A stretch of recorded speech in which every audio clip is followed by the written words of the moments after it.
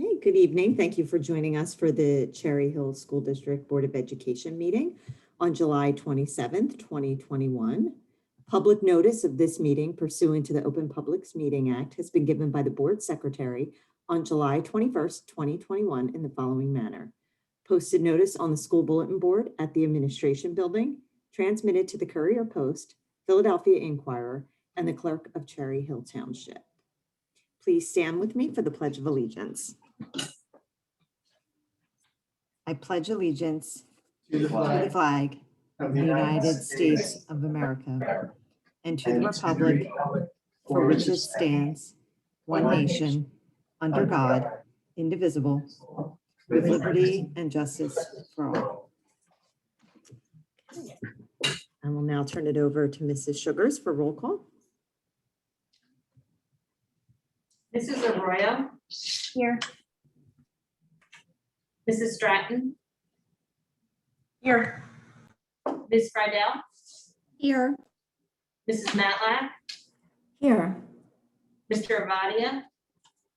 Mrs. Schultz. Here. Ms. Stern. Here. Mrs. Tong. Here. Mrs. Neary. Here. Okay, that'll bring us to the approval of minutes. The superintendent recommends, and I move the following: 5.1, approval of minutes, board work session, special action meeting minutes, and executive session minutes dated June 8th, 2021. 5.2, approval of minutes, board work session, special action meeting minutes, and executive session minutes dated June 15th, 2021. Approval of minutes, regular meeting minutes, and executive session minutes dated June 22nd, 2021. Do I have a second? Ms. Friedel, are there any questions? No questions, but I'm going to have to abstain from the June 22nd, Ms. Sugars. Okay. Okay, well, seeing none, I'll hand it to Mrs. Sugars. Ms. Stratton has her hand up. Oh, I didn't see it. Thank you. Ms. Stratton? I also need to abstain as I wasn't present for those meetings. June 22nd. Oh, it not says June. Oh, I'm sorry. The next one. Ms. Stern as well, I think, is raising her hand. I have to abstain from June 8th as I was not present. Okay. So I have June 8th for Ms. Stern, June 22nd for Ms. Friedel, and Mrs. Stratton. Was that June 22nd for you as well? No, I'm sorry. I thought it was July. I apologize. I'm Oh, good. I see. She's okay. Thank you. All right, you can cast your votes. The online voting is open. I've noted the exceptions.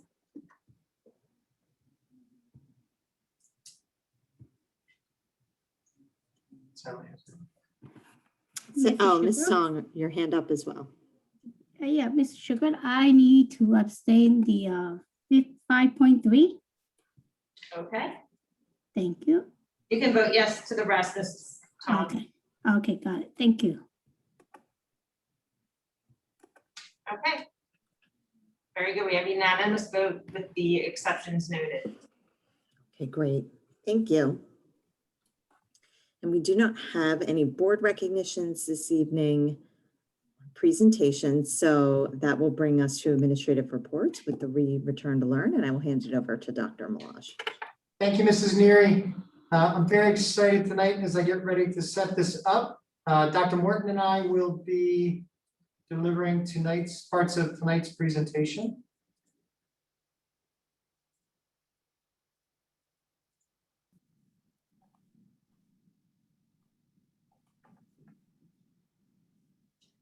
Everything going.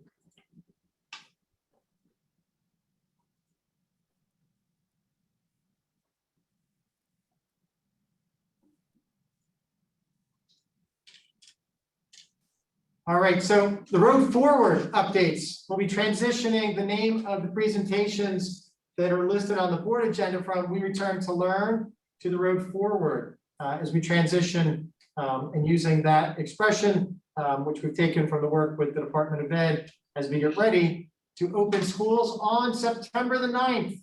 Please remember that Thursday, September the 9th, is the first day of the school year for all of our students. It's a Thursday, September the 9th after Labor Day. We are really looking forward to everyone being here. So Dr. Morton's joining me tonight. He's in the virtual land. He will be sharing some of the information that's in the presentation. For those of you that have not met Dr. Morton in his new position, he began in the district many years ago as a principal at Kilmer Elementary School, spent the last 8 years as principal at Cherry Hill High School West, and as of July 1st, he has been assistant superintendent for pre-K to 12 and curriculum and instruction. So I'm excited for Dr. Morton to be a part of this tonight too. As we always do, we start out with the mission statement. Again, a good foundation for all of us as a school district, who we are, what we believe, and why we're doing what we're doing, what we look for our children, and what influences us.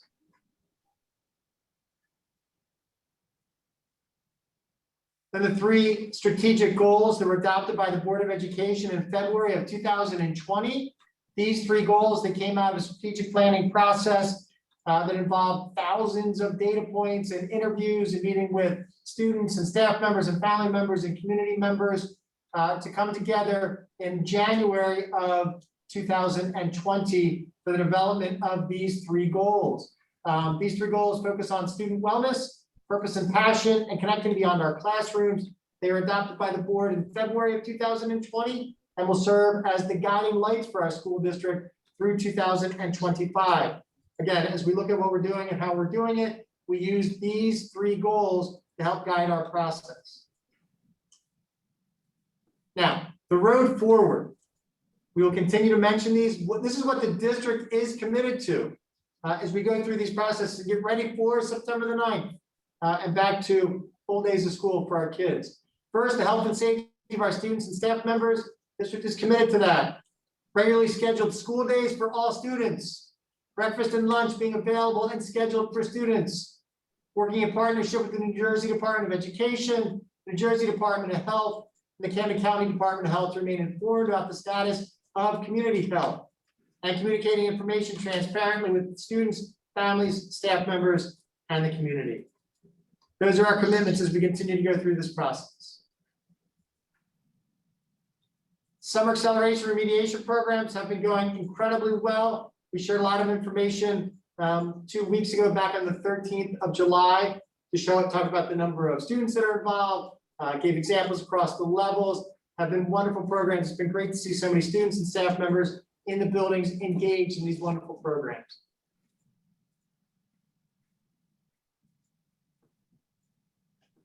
Now, the guide that we will use during the course of the academic year is the Continuity of Learning Plan. The Continuity of Learning Plan for the 2020-21 school year, which we just finished, is still online. You found on the website. There's a full revision of that plan is taking place right now. A draft of that plan has been shared with the board. There's going to be discussion and I'm sure questions. We've gotten some feedback from board members. The plan was discussed, and Dr. Moore will talk about this a little bit in a committee meeting yesterday.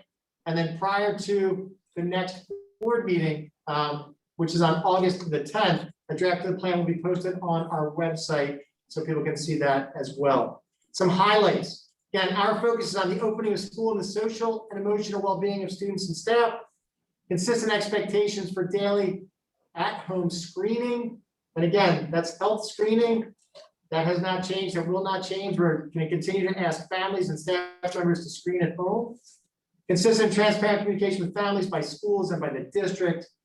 There are contingencies that are in the plan that will be included in the final document. The district is required to transition to a hybrid model or a full remote model.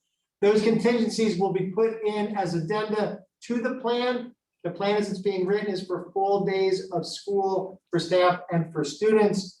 Again, we put this in here just because there's clarity, because I'm sure there will be questions from folks. The only way that we will not operate, if the school district will not operate on regular school days, is through an executive order from the governor or a written directive from the New Jersey Department of Health, Camden County Department of Health, based upon the community health situation. We'll maintain our full days of school unless directed by them to do otherwise. Now, the question about what is it that we know as of July 27th? We did this back on the 13th. What do we know as of July 13th? There have been some changes. There have not been dramatic changes, but there have been some changes. The reviews. So the Department of Ed on June 28th released the road forward, this document produced by the New Jersey Department of Education and the New Jersey Department of Health. They focused on 5 key areas, recommendations and guidance. And in that document, they talk about masks and masking. It says updated CDC guidance on masking in this setting is expected prior to the start of the 21-22 school year. Will factor in the final recommendations from the state for masking this fall. The guidance will be updated following that release. That's on page 5 of the document. There is a link. The things that are highlighted green on here are live links. So when we post this in PDF format on the website, you can access those links and read more information. We have not yet received additional information from the Department of Ed or Department of Health with guidance or recommendations about masks. We know that the CDC released their updated guidelines on July the 9th. And in those updated guidelines, they talked about students benefiting from in-person learning. Safely returning to in-person instruction in the fall is a priority. We agree wholeheartedly. Talks about when masks should be worn as of July the 9th. We said that all individuals age 2 and older are not fully vaccinated should wear masks, especially important in indoor and crowded settings. Now, as of this afternoon, July the 27th, there was an announcement earlier today that the CDC is releasing revised guidelines regarding masks in schools. This is a quote from, and I believe the article is updated about 3:30 this afternoon in the New York Times. Again, when this posts tomorrow, the link is in here. CDC officials also recommended universal masking for teachers, staff, students, and visitors in schools, regardless of vaccination status and community transmission of the virus. With additional precautions, schools nonetheless should return to in-person learning in the fall, according to agency officials. Again, we have not seen an actual statement or updates from the CDC, but just released and what was released in the statement from them. So that was what was being cited in press all over, but this one is from the New York Times. We know that on July the 18th, the American Academy of Pediatrics, and again, there's a link in here so you can see it, released updated guidance and their recommendations. Again, AAP, the American Academy of Pediatrics, strongly advocates that all policy considerations for school COVID-19 plans should start with the goal of keeping students safe and physically present in school. Again, we agree, the school district agrees. It's one of the things that we heard loudly and clearly from the community, from our staff members. And as we talked about this with the board, we want children to be in school. We want children to be able to be in school for full and regular days of school. American Academy of Pediatrics also has a recommendation, talks about in-person learning, and says all students older than 2 years old and all school staff should wear face masks at school. So again, the recommendation is for everyone.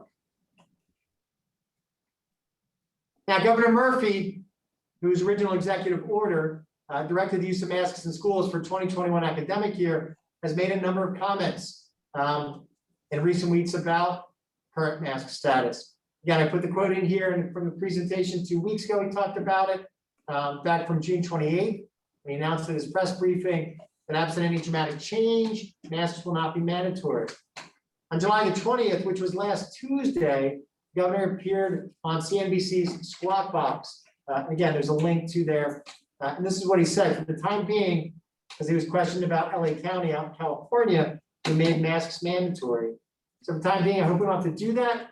Generally, the governor said New Jersey does not want to put COVID restrictions, most of which were lifted by June, back in place.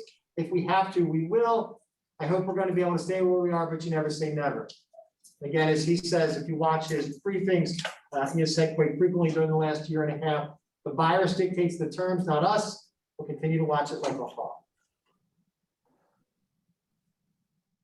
And then on July 23rd, the end of last week, Assemblywoman Lampett, who represents Cherry Hill, she's one of our legislators. She's also the chair of the Assembly Education Committee.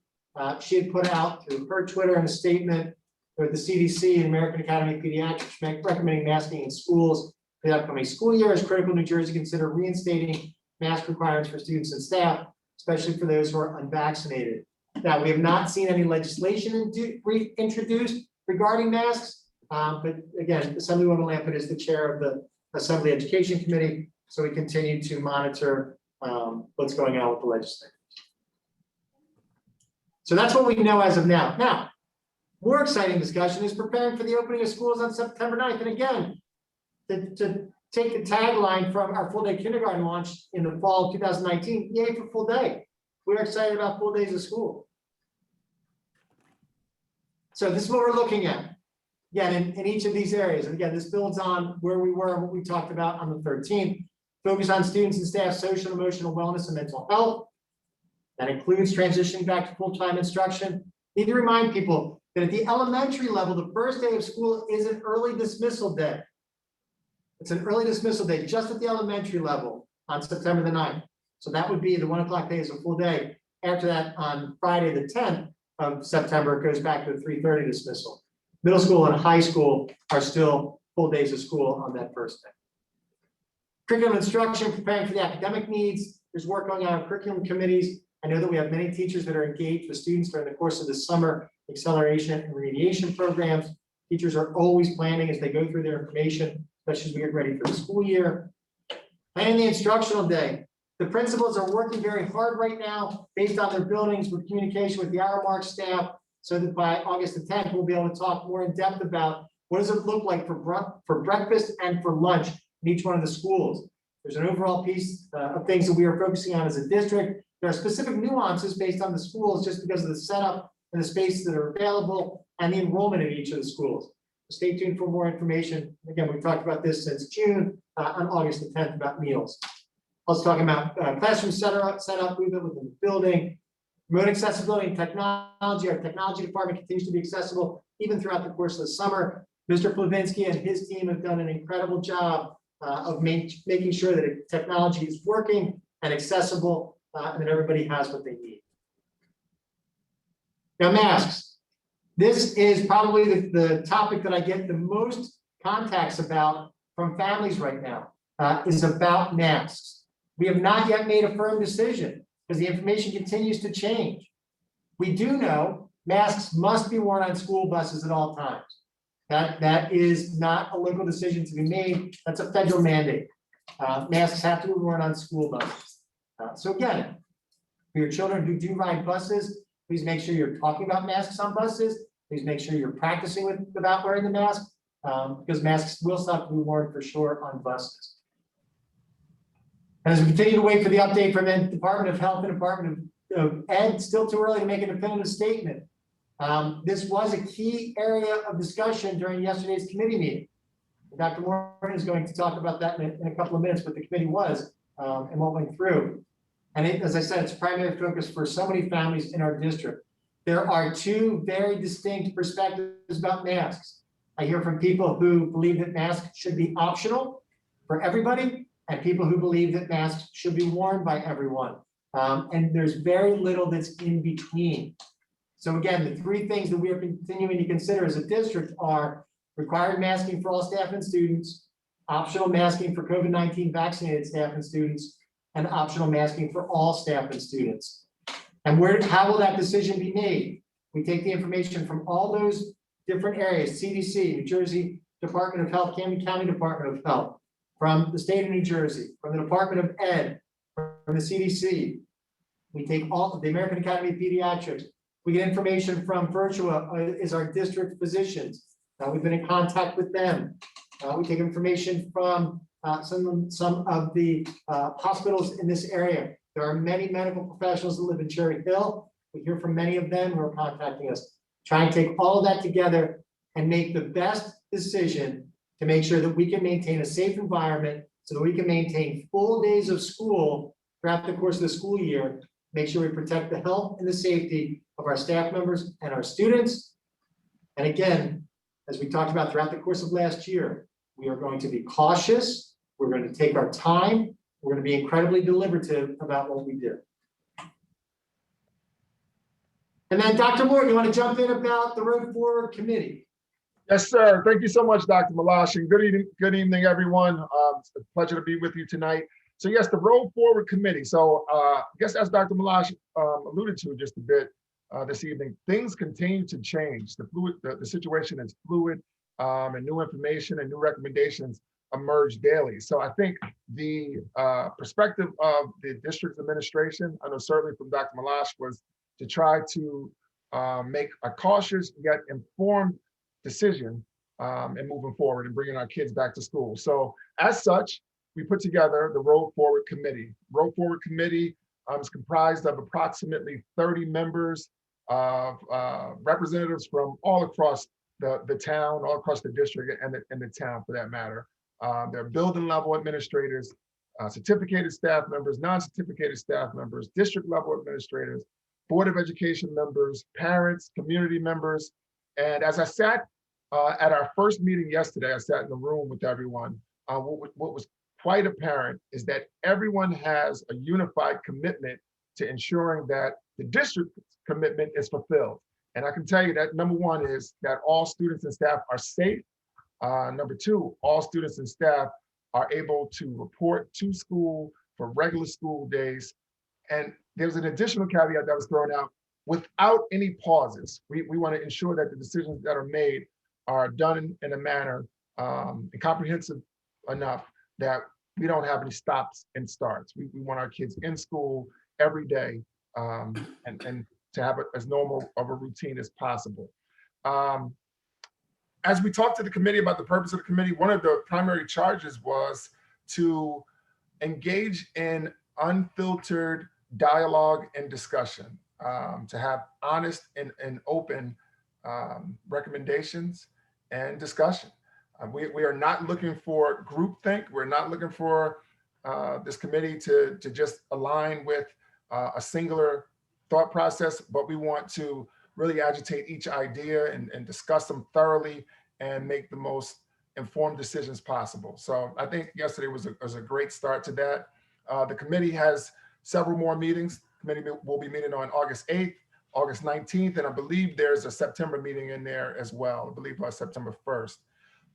Something that was discussed yesterday and something that I wholeheartedly believe is important is the engagement of students as well in the process. Understanding that we are a district that believes wholeheartedly in the value of student voice. Our students will be included with the pandemic response teams. So each building is mandated to have a pandemic response team. It's a representative group of staff members and parents from each school building, representative group of parents, students, and staff members that will discuss the implications of recommendations that are made from this Road Forward Committee.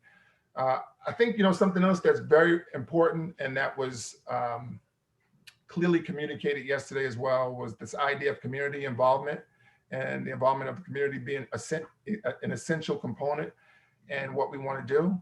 I know Dr. Malash, takes lots of time to respond to each and every email that's received.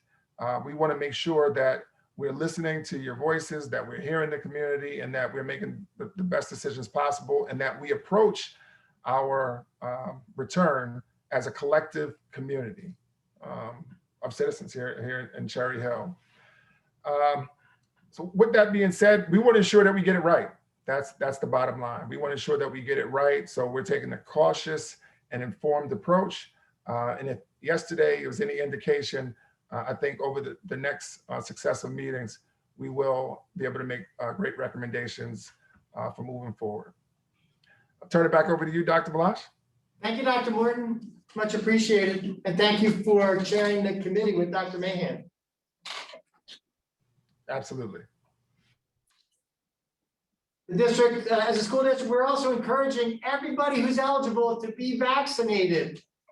Please, if you are eligible to get vaccinated, be vaccinated for the opening of the school year. Actually, I've done we put out a straw poll with our staff.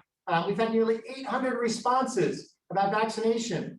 And of the 800 responses, more than 95% of the folks who have responded so far will be fully vaccinated for the opening of school. So that's a tremendous, tremendous number. And again, a testament to our staff members wanting to make sure that we are set and ready to go. I'm thankful to them. In the interest of trying to support people, families, other staff members who may still need to be vaccinated, we're hosting 2 vaccination clinics. One that'll be tomorrow night, July 28th at Barton Elementary School between 4 and 6, and one that'll be on Thursday night, July 29th at Beck Middle School from 4 to 6.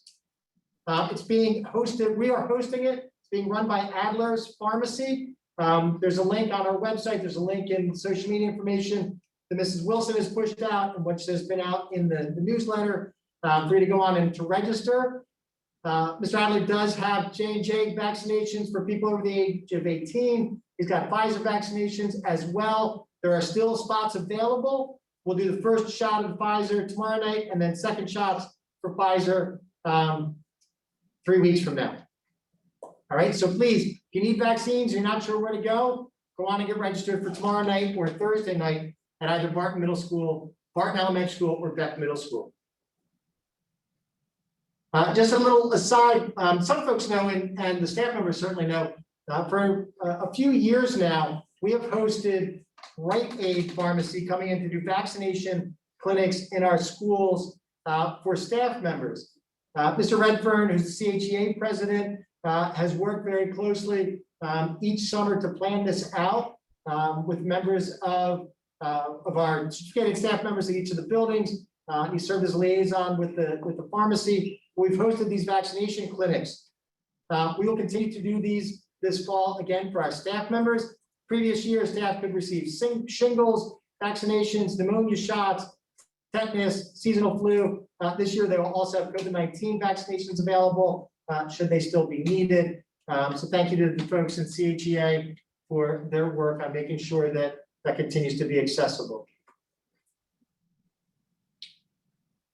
Again, just continue to update with where we are. Tonight's the 27th. We've done the draft update. Continuity of learning plan going forward has gone to the board.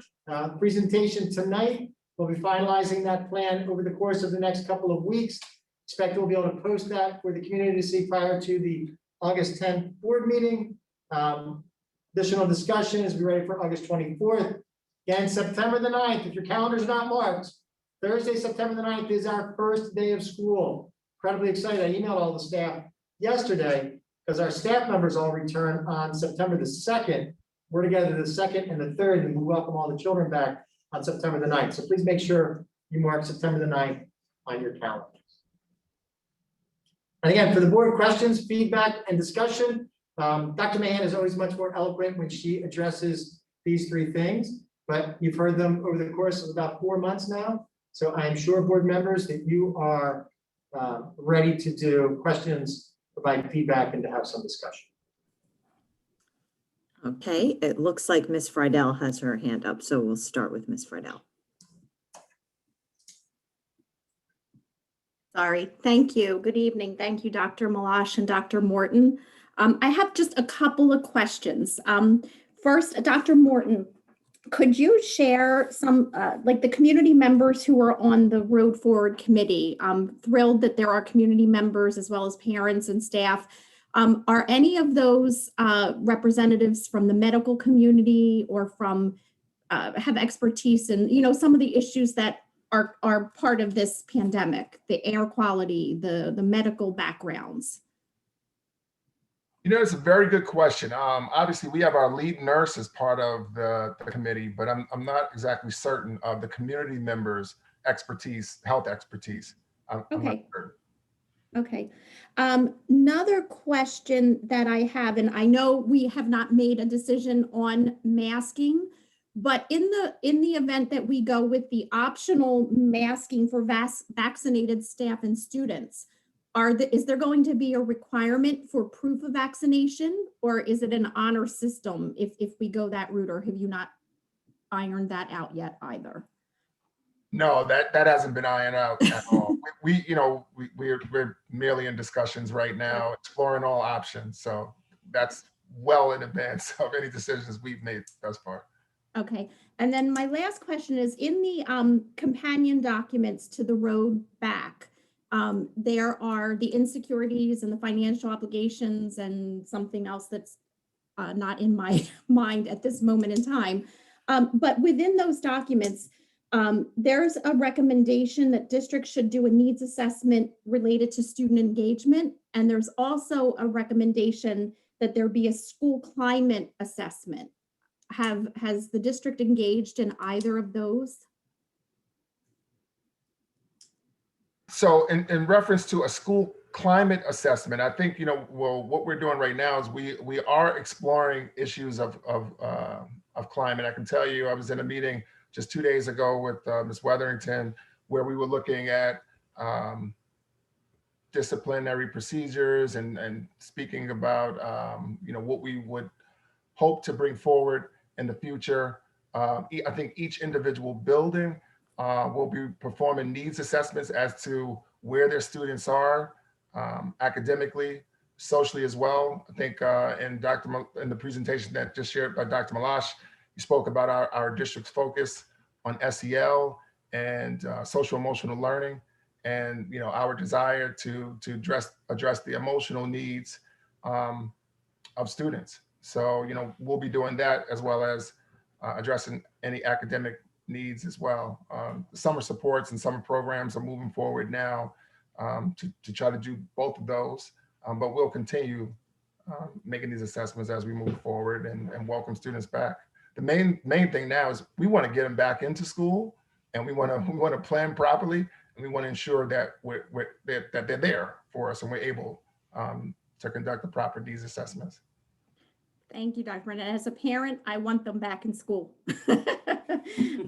Thank you. And I don't know if I had the opportunity to welcome you to your new position. So if I did not, welcome as the newest assistant superintendent. Thank you. Thank you. Ms. Stern.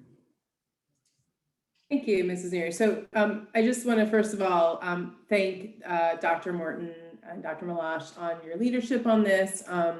I was lucky enough to be given the opportunity along with Mrs. Matlack to join in on the Road Forward Committee. And I just really want to say to my fellow board members, I thought it was a great, robust discussion, a great meeting. I thought there was a lot of really good representation of a lot of different voices. And I really thought for our first meeting, it seemed to me like a lot of the major points were really hit. And I think we have all understand that this is a very fluid situation. And that was even discussed, how like people's opinions have changed in the last several weeks, people on the committee in terms of like where they see things. But I think Dr. Morton, I just really want to say, from my perspective, I very much align with the idea of having an unfiltered dialogue, to use your words, an honest and open discussion.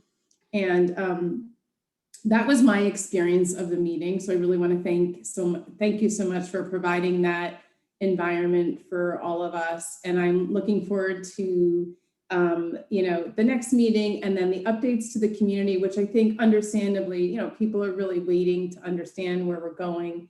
And I think the idea is we really need to kind of get together, start the discussion, just even know where different people stood, and then, look forward to making some recommendations ultimately to the district administration and, with their decision to how to move forward. So understanding that, every day things continue to change in this pandemic and we're getting closer and closer to school. So I'm looking forward to the next report out in our board meeting and the follow-up report outs.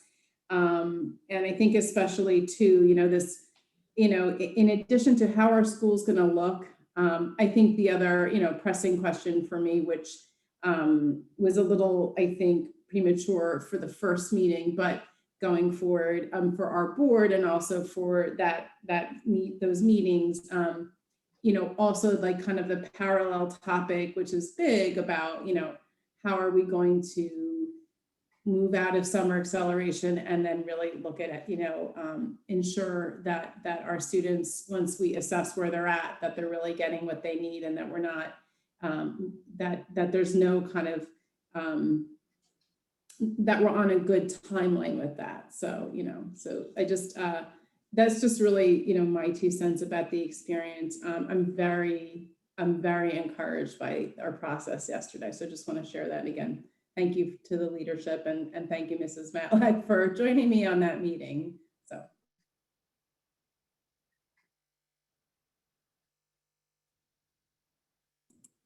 Thank you. Ms. Stratton. Mrs. Neary. Thank you, Dr. Morton and Dr. Mills for that presentation. I just had 2 questions just for anyone in the community that hasn't registered their students yet or hasn't been in our schools yet.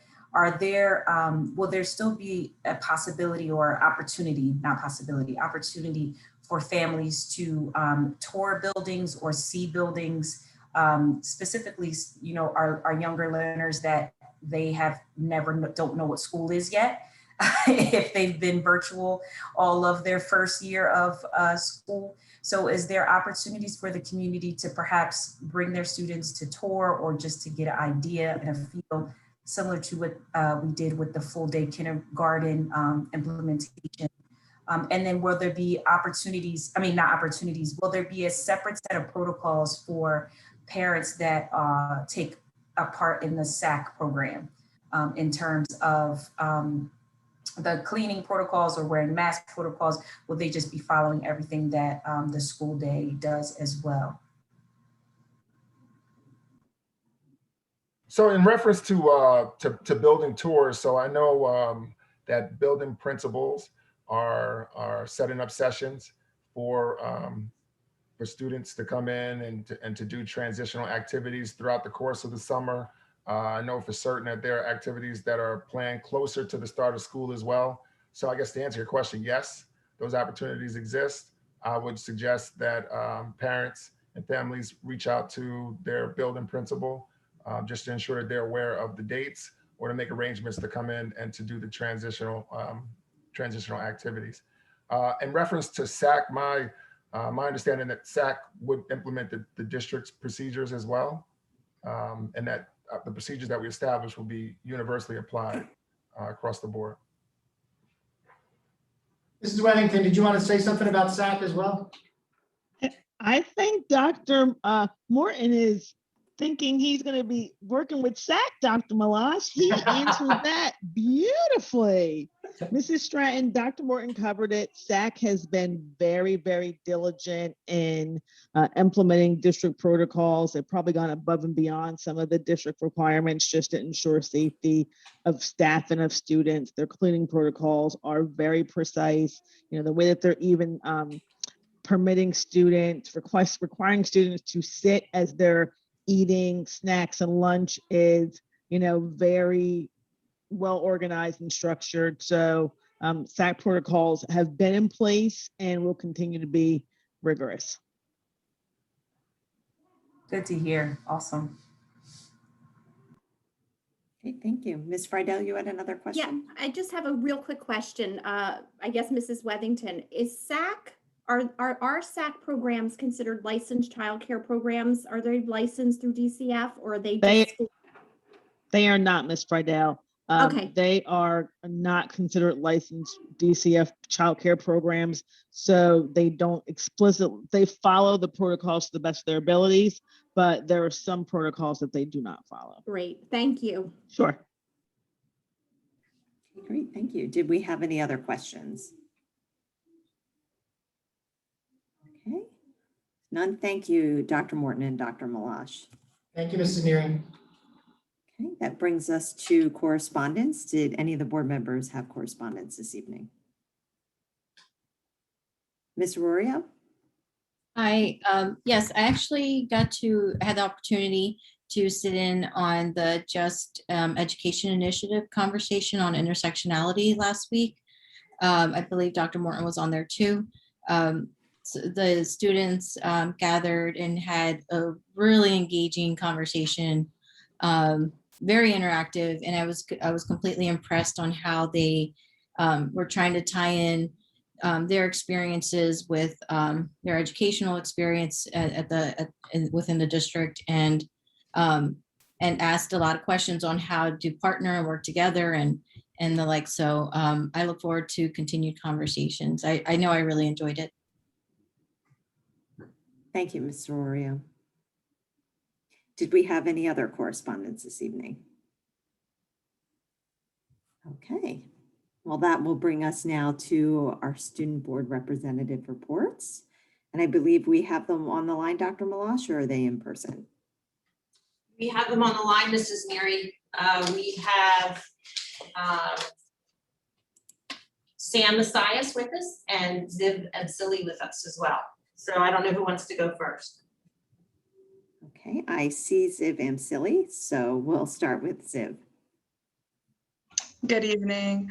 So to start off with some important dates pertaining to back to school preparations, ESA is currently working on a reorientation for sophomores and new students who had not received the opportunity to tour East due to COVID restrictions, and the new set currently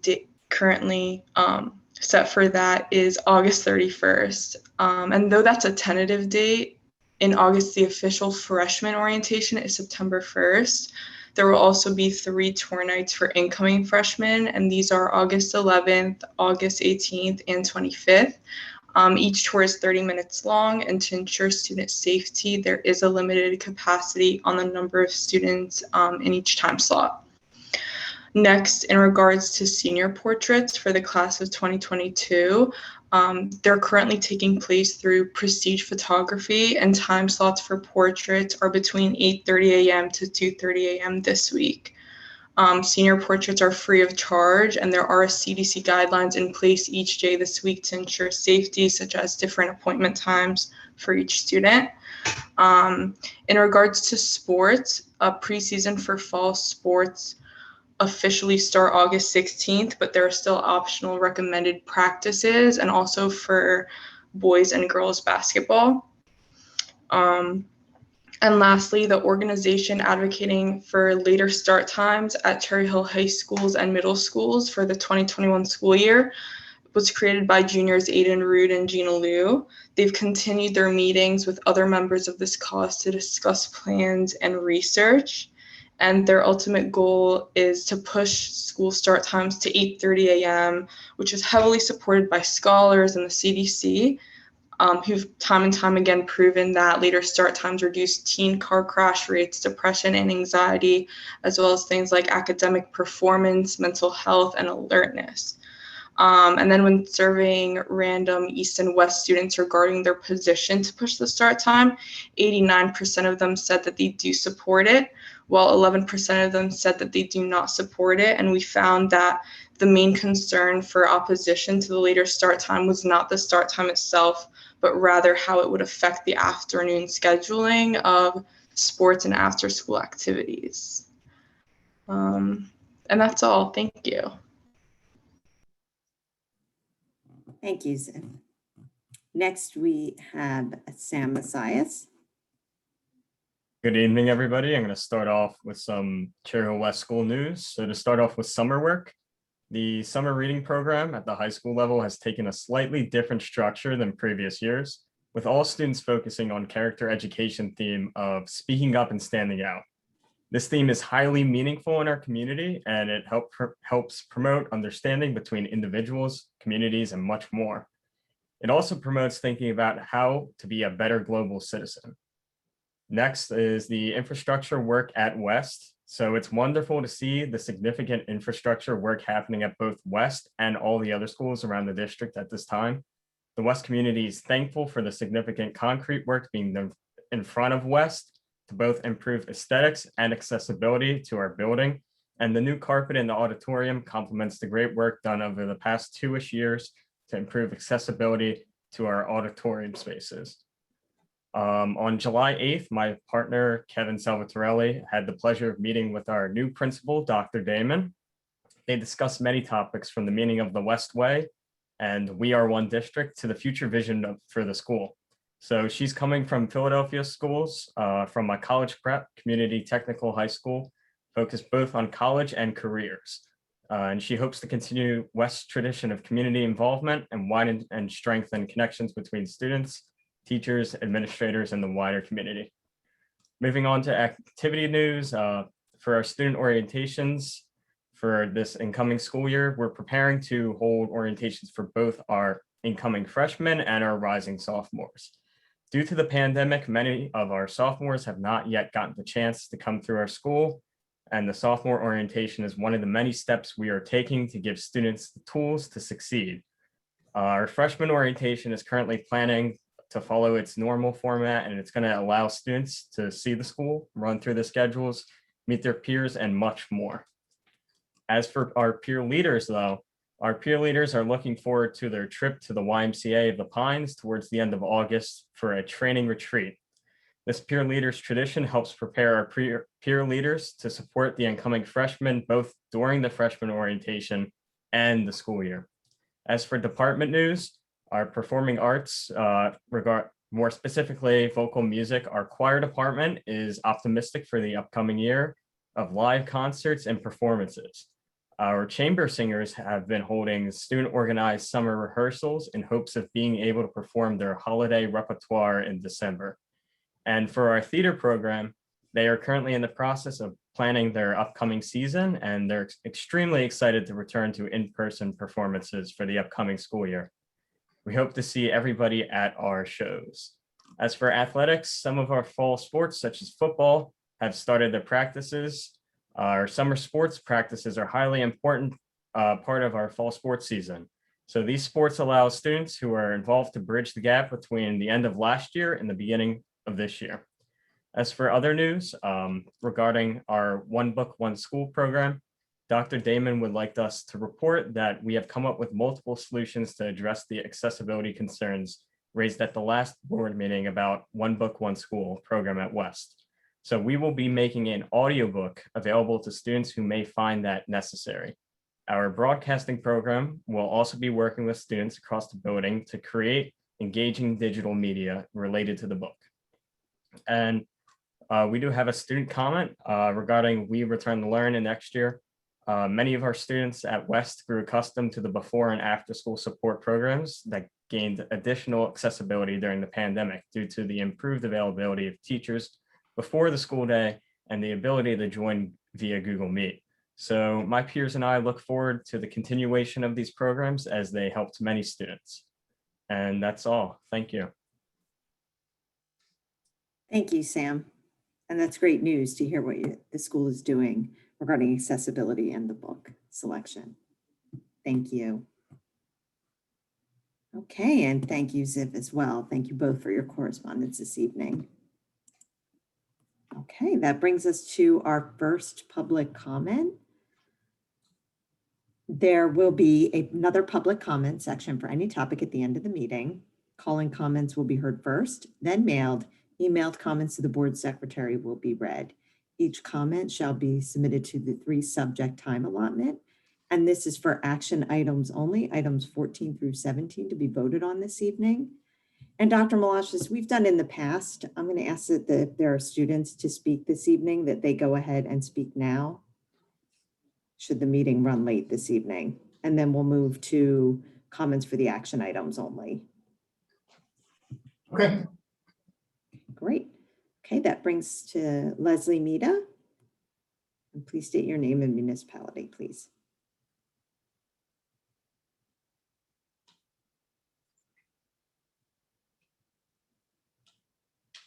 Oh, it looks like Leslie's still muted.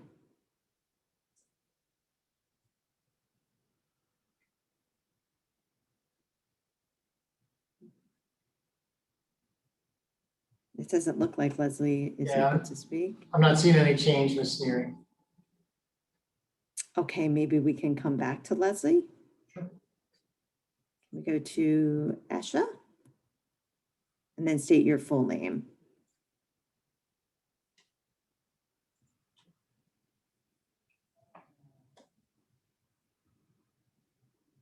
This is regarding item 8.1. Oops, looks like we can hear you now.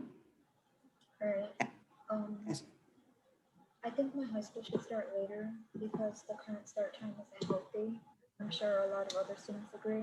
Mrs. Neary, we can't hear anything in the boardroom. We're letting the students talk. Yeah, it's very faint. Esha, if you could speak a little louder. Oh, all right, my bad. I think my high school should start later because the current start time isn't healthy, and I'm sure a lot of other students agree. I don't expect the district to understand us without us talking to them about this because it's run by adults. They wouldn't really understand exactly how we feel. Unlike them, our bodies are in their current stage of development right now, and I feel we are the ones who need later start times the most. But it won't help only us, it'll help the adults do their job better as well, such as teaching and all the other occupations at school. I'm sure the district could work out a different schedule for transportation and after school activities so that our start times can be moved up. It's nice that the district is letting us speak, but I hope that you guys actually listen to us and do something about this problem instead of just letting us speak for no reason. And also, it would be nice if the district told us what some problems are and we could like work together to come up with a solution. But yeah, that's all I have to say. Hopefully you could hear me. Yes, thank you, Esha. Okay, next we have Arsha Garg. Hi, my name is Arsha Garg. I live on 1507 Shawley Drive. I'm here to comment on item 8.1. Personally, as a student, I've seen the effects of sleep deprivation firsthand. In my freshman year in high school, even though it was only our first year, I saw people burning out, falling asleep, or trying not to fall asleep in class. And I understand that it's hard to implement later start times. However, as the American Academy of Pediatrics has recommended, high school and middle school should strive to start at least at 8:30 a.m. And many districts have pushed their start times for the sake of their students and their well-being. And I'm not here to speak just for myself, but for all my peers, friends, teachers, and all future Cherry Hill students who I know would really appreciate this. Thank you. Thank you, Arsha. Next, we have Isaiah Sanye. Hi, my name is Isa Sayani, and I live at 10 St. Moritz Lane. As we return to learn, we must take into consideration the health, safety, and well-being of students. We must start school later. The same discussions that we've been having for years without any action are not enough. We know that the science is in favor of later start times, and pointing out random statistics is not going to get us anywhere. In my personal experience as an athlete taking honors classes, that I cannot keep waking up for school that early. It hinders my performance in both academics and athletics, and my mental health has also suffered as a result. The students need later start times to become better learners and better people. There are a lot of different pieces to this, but just because it's hard to organize doesn't mean it can't and shouldn't be done. So many other schools have implemented later start times and have been able to work around things like restructuring schedules, busing, after-school programs, and others. As the school year approaches and through the year, I ask that you consider a later start.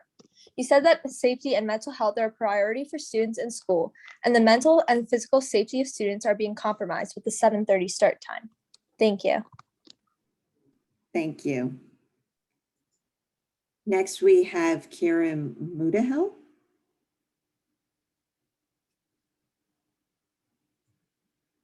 Just hang on a second, Ms. Neary, I have to promote Kieran to a panelist to be able to talk. Okay, no problem.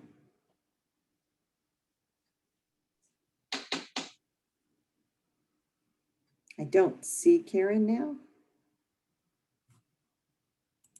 Move to panelists now. Can you hear me now? Yes, there we Okay. go. My name is Karen Muthil, and I live at 1251 Sequoia Road in Cherry Hill, and my statement relates to item 8.1. While this past school year has provided us with no shortage of challenges to face and obstacles to overcome, there were a handful of bright spots that made the year more tolerable and even enjoyable at times. The most impactful of these was our later start time.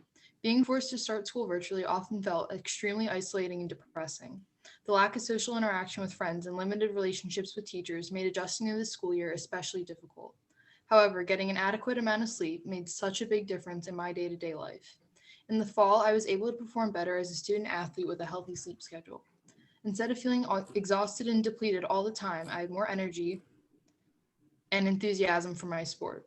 Forcing yourself to endure strenuous exercise and sports practices with 6 hours or less of sleep is demoralizing and unhealthy. Student athletes shouldn't have to choose between their health and school, and last year I didn't have to. Additionally, the later start time made a huge difference in my academics. As a student who takes all honors and AP classes, the workload could be absolutely exhausting. Instead of staying up until 2 or 3 a.m. doing my homework and then waking up at 6 to catch the bus, I was able to get a full 8 hours of sleep most nights. I could go to bed at a reasonable time and wake up to finish my homework as well. I also no longer had to rely on caffeine to keep me awake and help me focus on my classes or schoolwork. While learning online was not ideal, I felt healthier and happier than ever before.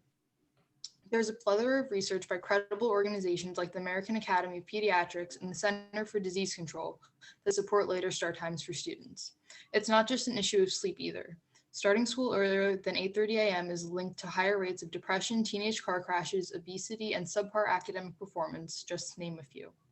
I hope that the school board will listen to the science and the experts regarding the issue of later start times and prioritize the health and safety of the students in our school district over convenience. Thank you for your time. Thank you, Karen. Next, we have Aiden Rude. Hi, can you hear me? Yes, we can hear you. That's great, thank you. Hi, my name is Aiden Rude. I live at 330 Cranford Road in Cherry Hill. I'm a student at Cherry Hill East. So first, I just wanted to thank the board for being so considerate and letting students speak during this first period tonight. I think it's really important that we have as much transparency and accessibility in local government as possible, and letting students get involved in this way is great. So thank you for doing that. And yeah, I just wanted to add to the conversation that's been ongoing about school start times. I spoke about this last week, and I know a lot of my peers did as well. And so you might be hearing similar things. And to that sort of point, I think it's important to us that we're not just going to speak about this one time or, say one prepared speech and then hope that something happens. We're really committed to seeing some kind of action on this from the board as student leaders who know that this is an issue that's critically important to the health and safety of students. And so we know that it may not be able to happen this year and that there's lots of logistical issues involved. But when we're hearing from district leaders that there are problems to be solved and that this is something that could take time, our response to that would be, okay, well, let's take the time and solve those problems. And so I really hope that in the coming weeks and months, we will be able to see concrete action from the board, whether it's, opening up a committee to work on this problem or taking concrete steps to implement changes in future years. I hope that we'll see something like that very soon. And thank you so much again to the board for letting us speak, and have a good night. Thank you, Aiden. Next, we have Gina Liu. Hi, hello, can you hear me? Yes, we can hear you. Hi, hello. So my name is Gina Liu. I live on 500 Park Boulevard. Just like Aiden said, I just want to give a big thank you to the board for allowing our students to speak on this during the first public board meeting. Again, I just like to reiterate the importance of sleep health and pushing start times to later. Specifically, the American Academy Pediatrics has recommended for high school, middle school start times to start at 8:30 a.m. Teens, we naturally sleep later. During adolescence, our circadian rhythms are pushed. However, we still need our 8 hours, and that means that we naturally go to bed a bit later and wake up a bit later. In fact, research shows that young students are better able to handle rising early in the early hours than high school students. And over time, the sleep debt adds up, and this leads to chronic sleep deprivation. This leads to all sorts of issues such as mental health issues, an increase in teen car crash rates, and more. To be fair, I think we all know the research, we all know the statistics, but the real challenge is implementing the later start times. And while it is a challenge, I implore that the board instead see this as an opportunity to reevaluate various aspects of our district and better them. And above all, I come here as a student who has seen firsthand the effects of sleep deprivation, the burnout rates, the stress. It's honestly insane. I mean, otherwise I wouldn't be here on a summer Tuesday doing this, right? And I'm here because I believe that the board serves in the best interest of us, the students, the parents, the teachers, the district as a whole. And I'm here because I know that the board can do the right thing. So again, thank you so much for giving us this opportunity to speak, and have a nice night. Thank you, Gina. Okay, so that brings us to comments on the action items only, 14 through 17. We will start with the online comments first, and then I will hand it to Ms. Sugars for the written submissions. Okay, I don't see any other comments, Mrs. Sugars, so, oh, Diane Carr.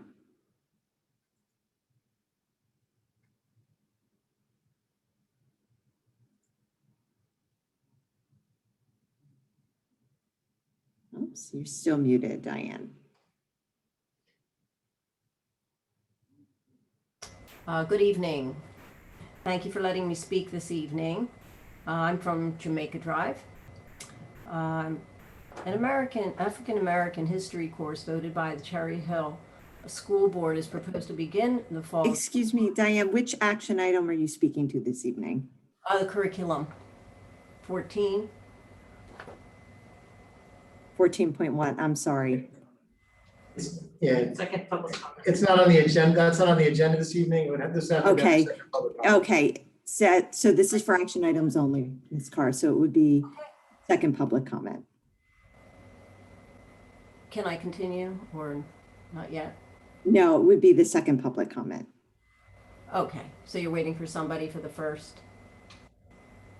And for action items only, yes. Okay, let me know when, please. Sure, I'll be announcing that in the agenda. Thank you. Thanks. Okay. Okay, I don't see any others for the action items, Ms. Sugars, if you have written submissions. Not for the first public comment period. Okay, thank you.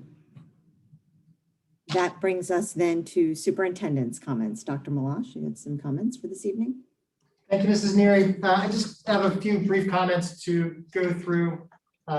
First of all, as we sit here on July the 27th, we are at the midway point in the summer.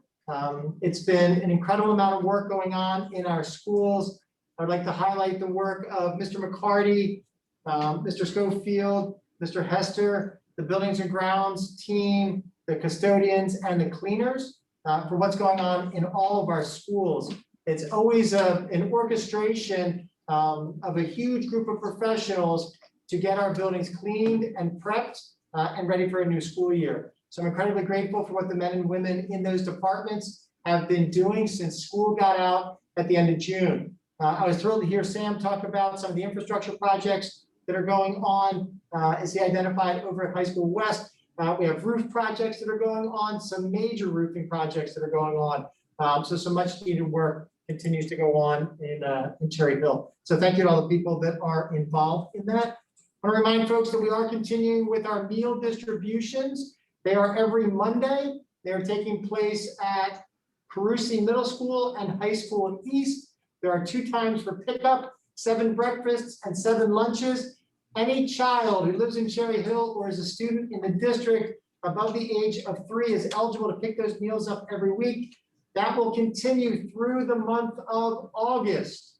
That'll continue through the month of August. Our last meal distribution day like that for the summer will be Monday, August the 30th. So again, please mark your calendars. Mrs. Wilson, through public information, continues to push out the dates and the information so that folks are aware. We are going through our hiring during the course of the summer. We've hired some great new staff members in certificated and non-certificated positions. Sam mentioned Dr. Damon, who's our new principal at High School West, who began on July 1st. I talked about Dr. Morton, who actually moved over from High School West to here as assistant superintendent. We have Dr. DeVay is moving over from Bret Hart Elementary School in the beginning of August to be a special supervisor of people services. And Mr. Dumar Burgess has been appointed and will begin at Bret Hart Elementary School at the beginning of next week. So very excited to see those new administrators in their position and what it is that they bring to our community. And we're looking forward to welcoming all of our new certificated staff members at the end of August for our new staff orientation. So very exciting times going on.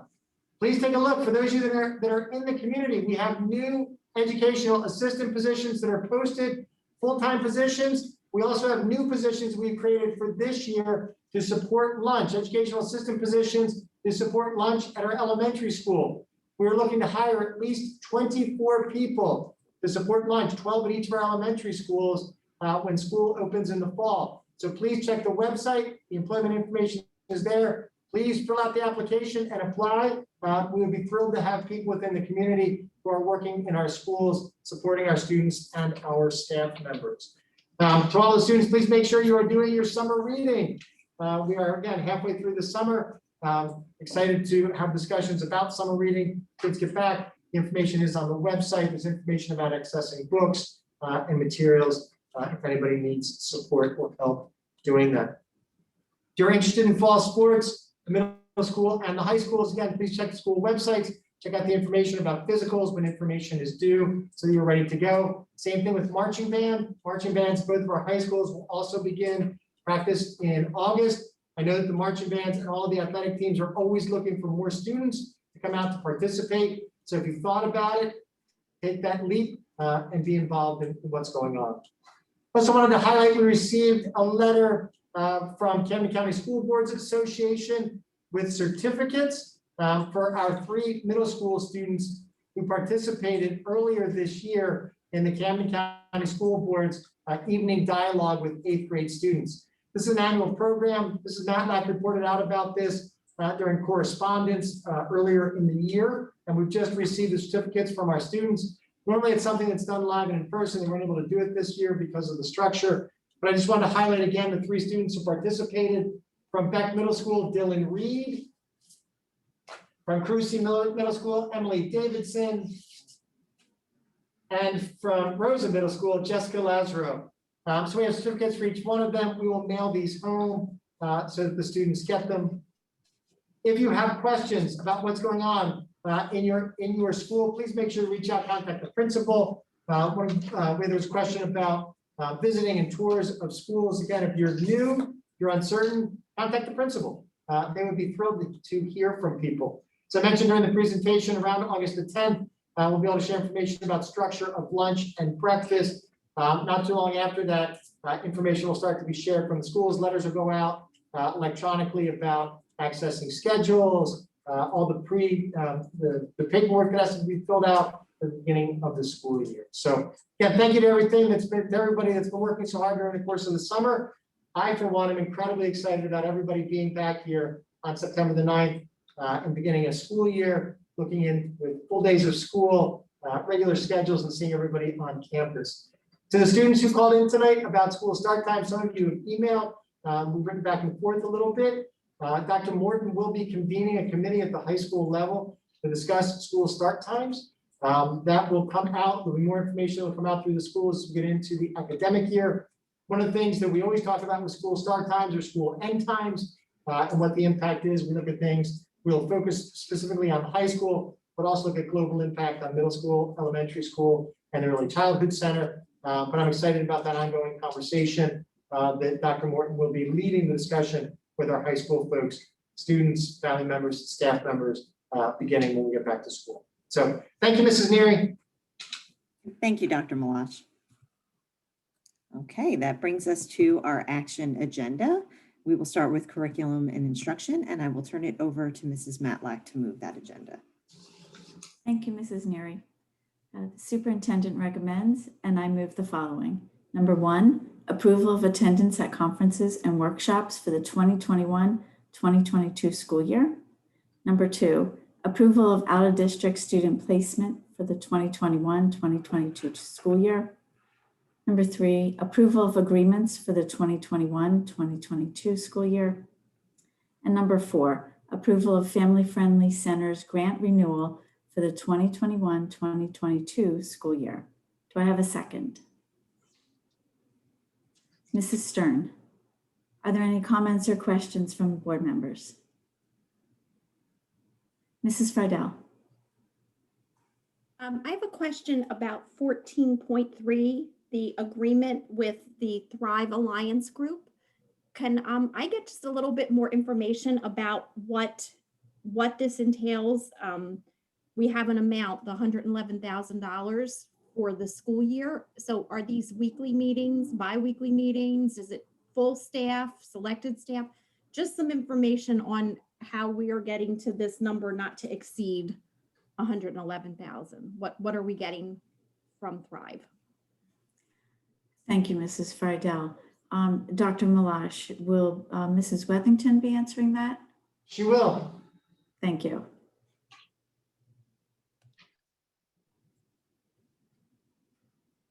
Mrs. Wethington? Oh, we can hear you.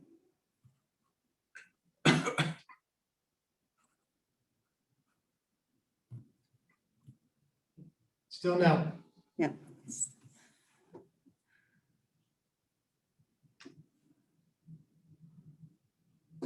You're not muted, so maybe it's your headset. Okay, how about that? There you go. All right, yay, technology works. Okay, Ms. Friedel, I've mentioned this program a few times. We just didn't call it Sage Thrive because that's the company that we're contracting with. We've talked a few times about the additional supports we're going to provide to counseling staff, training and support for the course of the school year to counseling staff so that they're better equipped to manage the needs of students returning from COVID. Remember that conversation? We talked about it when Dr. Mahan talked about the APR funds and the ESSER funds. Okay, so this is what we're doing. It's just the company is Sage Thrive, and they will be servicing 35 counselors. They will be providing supports to them in a cohort, and they will have monthly contacts with the counselors, with the counselors for training, and then they will also provide modules of training for them as well. So that's counselors from every school then? Yes, every school, every elementary school counselor, every middle school counselor, the student assistance counselors, the student advocates, and we picked, I think, 6 counselors from each high school. Yes. Will participate. Okay, thank you. Sure.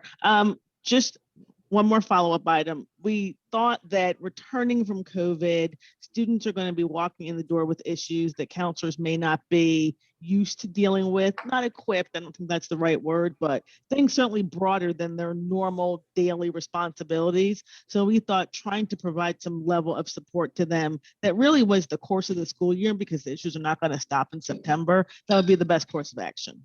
I think that was wise thinking. Yeah.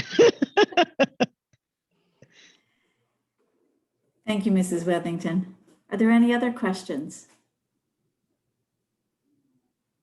Mrs. Neary, I don't see any. No, I don't see any other hands up. Okay. Mrs. Sugars, I believe we're ready to vote. Okay, I will open up the online voting. I will open up the online voting. All right, you may cast your votes. Oh, there we go.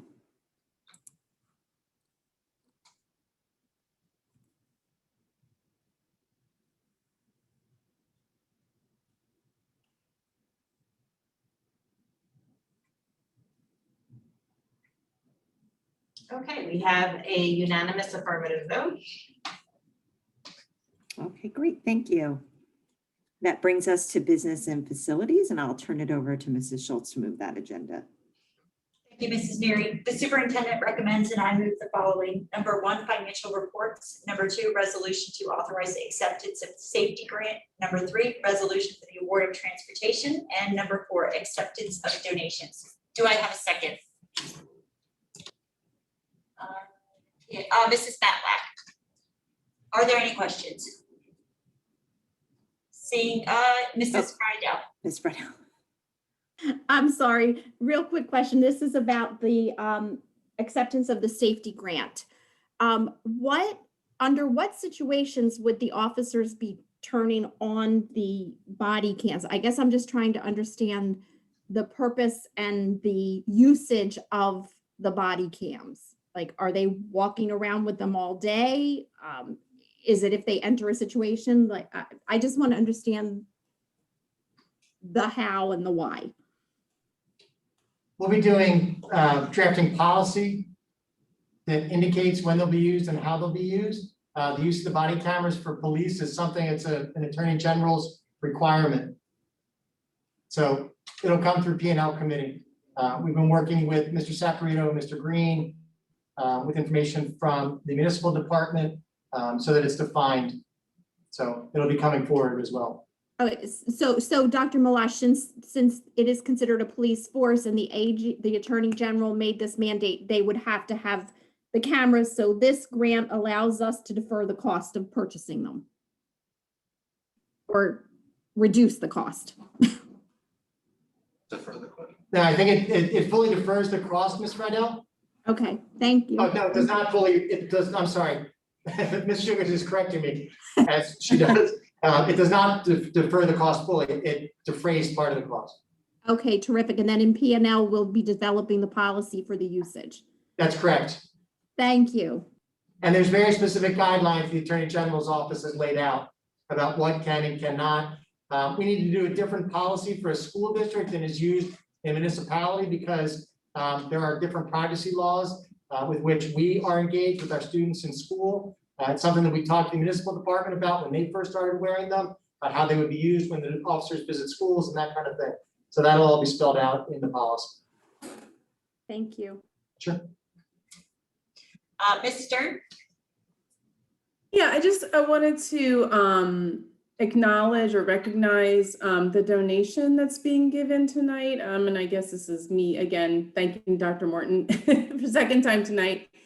Dr. Morton, was awarded a Visionary Scholar Award and has decided to donate the award directly to the students of West for scholarships. And I just really want to thank Dr. Morton for your generosity.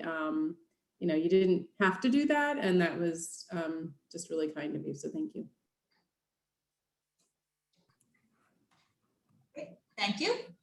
Any other questions, comments from the board?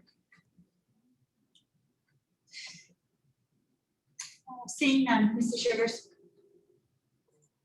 Okay, I have opened up the online voting.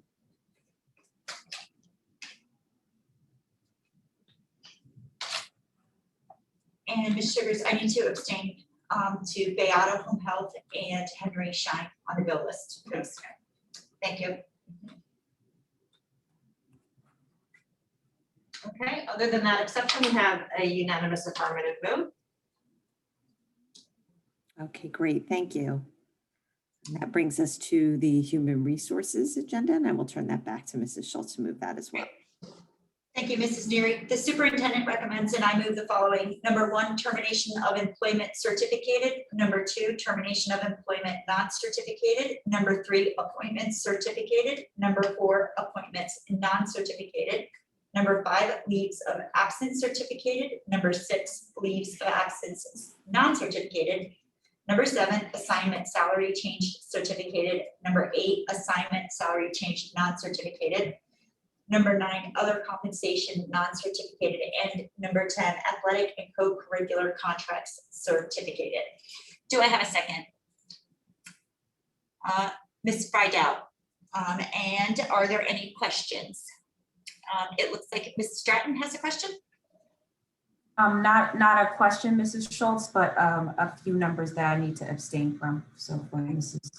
Certainly. I'll just put that on pause just to make sure there aren't any other questions at the moment. Seeing none, Mrs. Sugars? Okay, we're going to open up the online voting. And Mrs. Stratton, if you want to tell me the items you need to abstain from. 16.3. And, oh, I can't see it now. I'm going to hit yes, but there was one other number as well, but definitely 16.3. Okay. All right, you have a unanimous affirmative vote. Great, thank you. That brings us to policy and legislation, and I will turn that over to Ms. Friedel to move that agenda. Thank you. The superintendent recommends, and I move the following: 17.1, approval of harassment, intimidation, and bullying investigation decisions. 17.2, second reading of policies. Do I have a second? Mrs. Neary, any questions? Seeing none. Mrs. Sugars? I have opened up the online voting. Mrs. Sugars, that I found my second one that I wrote down. I would like to abstain from 17.1, please.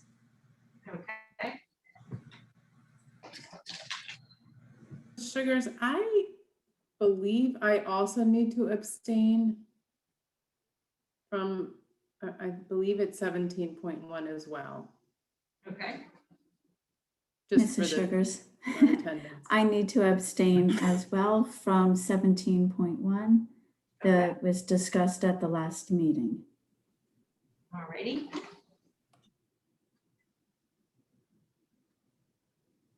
All right, other than that, we have a unanimous affirmative vote. Okay, thank you, Ms. Sugars.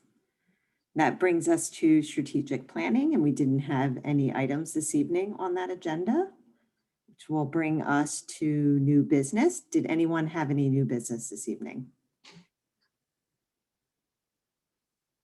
Okay, we'll move on to old business. Did anyone have any old business this evening? Ms. Arroyo? Not, well, more so a comment or comments. I'm really grateful for the students at West taking on the action to create the audio versions of the book. I think as adults around them, we should learn from that and definitely continue to push that type of engagement in the future, especially about accessibility. And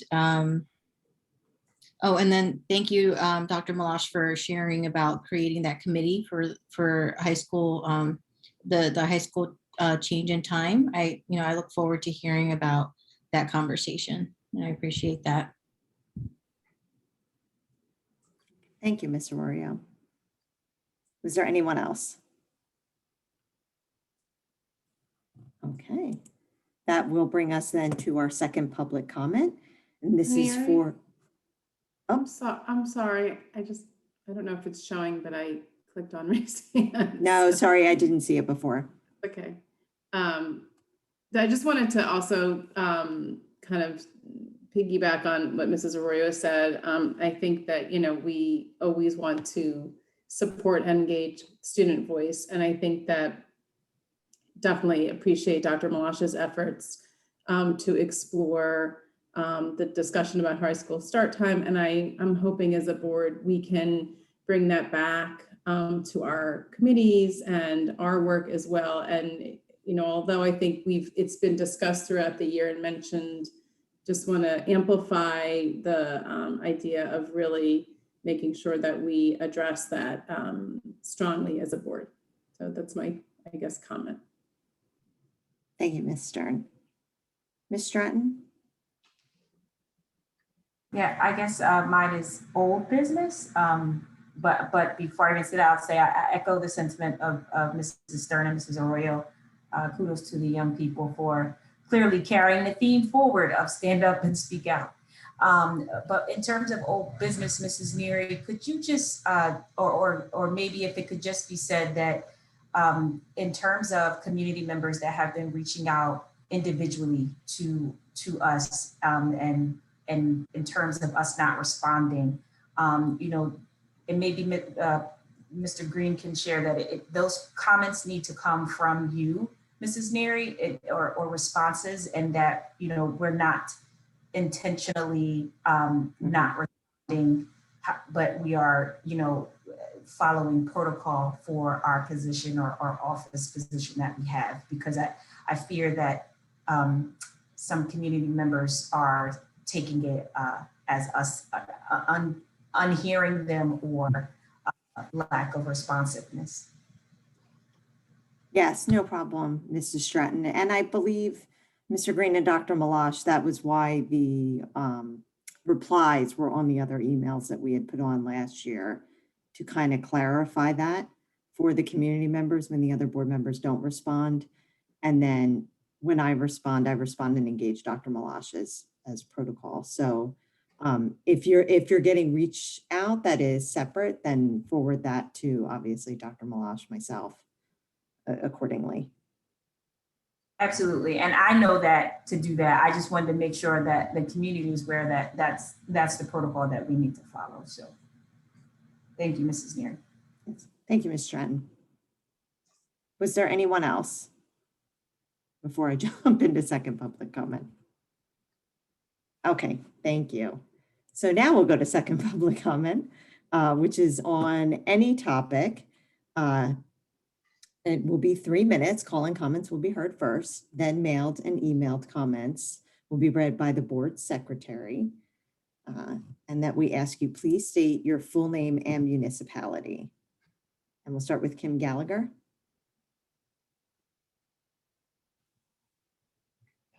Excuse me. Hi. There we go. Okay. Kim Gallagher, 1537 Hillside Drive. I just wanted to comment on once the meetings go in person, limiting the comments to in person only.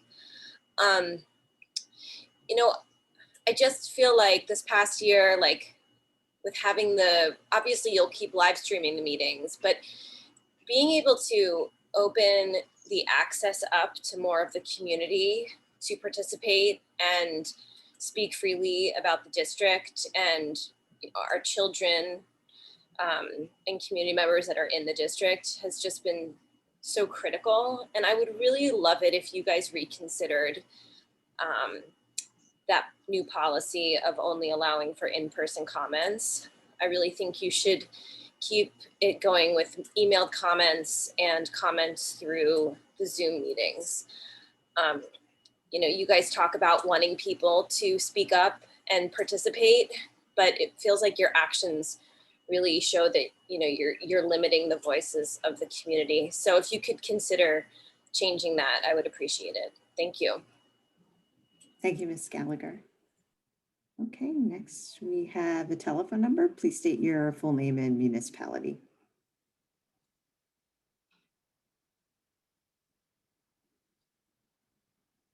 I can't hear you. Oh, Hello, can you hear me? there we go. Okay, can you hear me? Yes. My name is Jeff Potowitz. I live in 110 Kilburn Drive, Cherry Hill, New Jersey. I have commented on a number of subjects, including school funding, SFRA, and student with disabilities at school board meetings for years. I attended in person the last school board meeting before things were shut down. I believe it was February 2020. It was packed. There may have been awards. Sometime after that, things were shut down. In February 2020, we were aware of COVID, but precautions were not being taken. I was dismayed at the announcement of the limitations of participation at school board meetings that was announced on July 13, 2021 at the school board meeting. Being able to call in and comment increases participation in school board meetings. Also, COVID, especially with new variants, puts individuals and their contact circles at risk. I stated this at the July 13th, 2021 meeting during public comment too. This decision, if not rescinded, is limiting the ability to participate in school board and other school district public meetings based on age and medical status of individuals and their contact circles. Unfortunately, when the governor rescinded emergency orders, one untoward result was to allow school districts and other public entities in effect limit public participation. All right. School board and administration, please allow the public to make comments over a phone, Zoom, and by email. Safety would increase, participation would and has increased. Isn't that what public health and non-manipulated democracy is about? Thank you very much. Thank you, Dr. Potowitz. Next, we have Carolyn Wiest. Hello, my name is Caroline Wiest. I live in 324 Windsor Drive in Cherry Hill, New Jersey. I want to talk about 8.1 on the agenda. I want to start this speech off by saying that since school has started, it's starting earlier. My sister has been struggling in the afternoon, especially in activities that take place after school. It'd be in class on my computer when she would come down sluggishly, trying to pull herself together for class. Sure, her grades are still great, but she has been struggling more to get them that way. I've noticed that she can't focus that well in the mornings, or that or in the afternoon due to her being too tired. I stand with the rest of the student government and believe that high school should start later. There's been multiple studies proving that teenage minds don't fully wake up in the day until 10:45 a.m. Starting later could also improve some students' grades. Being more awake, it can possibly help them focus better and pay attention easier. Thank you for listening, and please keep in thought of what I've said. Thank you, Caroline. Okay, next we have Carolina Bevid. Good evening, Carolina Bevid, and I just want to clarify, now you say municipality, do we not have to say our full address? We could just say Cherry Hill? Correct. Okay, Carolina Bevid, Cherry Hill. I'm commenting on, first I want to say I'm really impressed with the West student body that they are going to be creating accessible content for their One School, One Book initiative, which I think sounds like a really cool initiative to begin with. But secondly, I want to comment on the road forward and just say that I know there's a hesitancy to make plans only to change them later. And I understand I'm probably one of the people who would complain if you did that. But I also want to know where the board and Dr. Malash and Dr. Morton and Dr. Mahan, Mrs. Wethington, all of our administrators stand on these issues like masking, quarantine policies. I want to know, like, are you in favor of it? Are you not in favor of it? What would be your ideal situation? Instead of just waiting for the Department of Health to say what you should do, because those recommendations, the Department of Health, the CDC, the AAP, they're all recommendations. And honestly, they all vary kind of widely. The WHO says that kids shouldn't be wearing masks, or kids under 2 or whatever. There is differing opinion. And I think we've all been really immersed in the data to have formed our own opinions on what we think is necessary. So I would really love to know or hear the board have a conversation about what their ideal school year would look like for next year and try to work towards that. And then also, I do still have questions about quarantines for kids who are exposed, what exposure is. And again, like, what would be the ideal scenario that the board would like to see implemented for the school year? I think, I would love to hear you say, I personally would like to hear you say that you want kids to be interacting, kids to be together, and then work towards those goals as best as you can, maybe set those goals together and work to achieve them within the guidelines of what is safe from the Department of Health.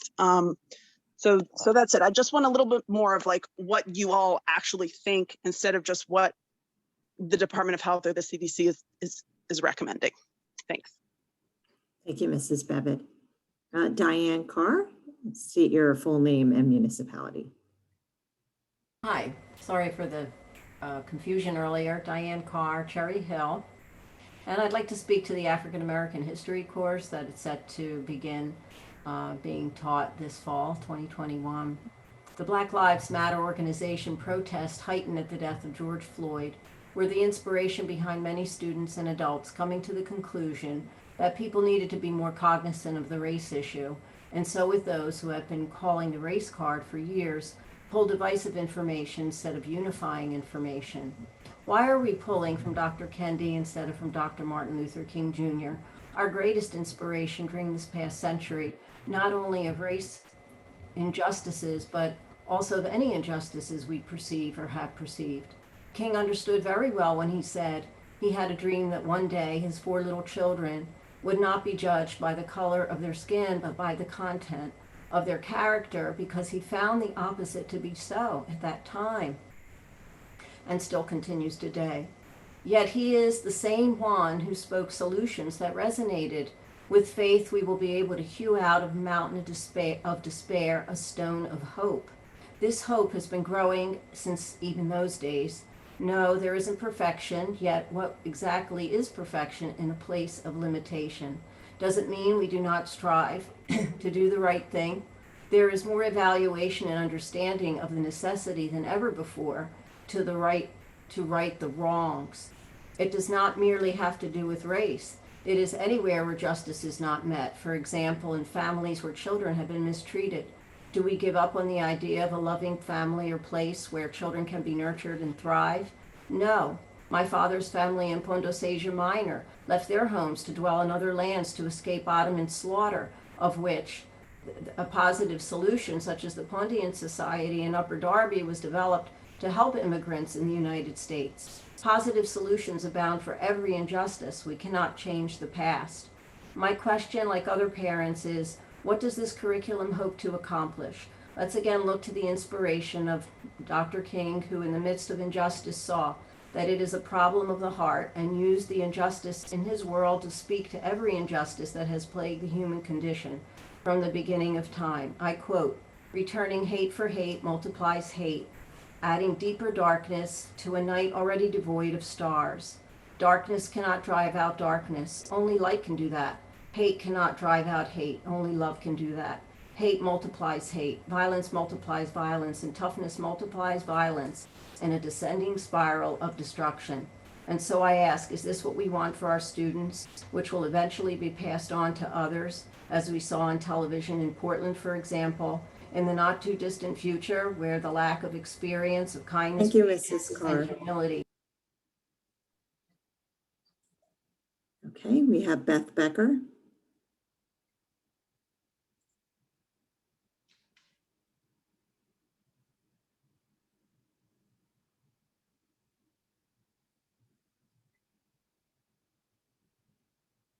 Oops, you're still muted.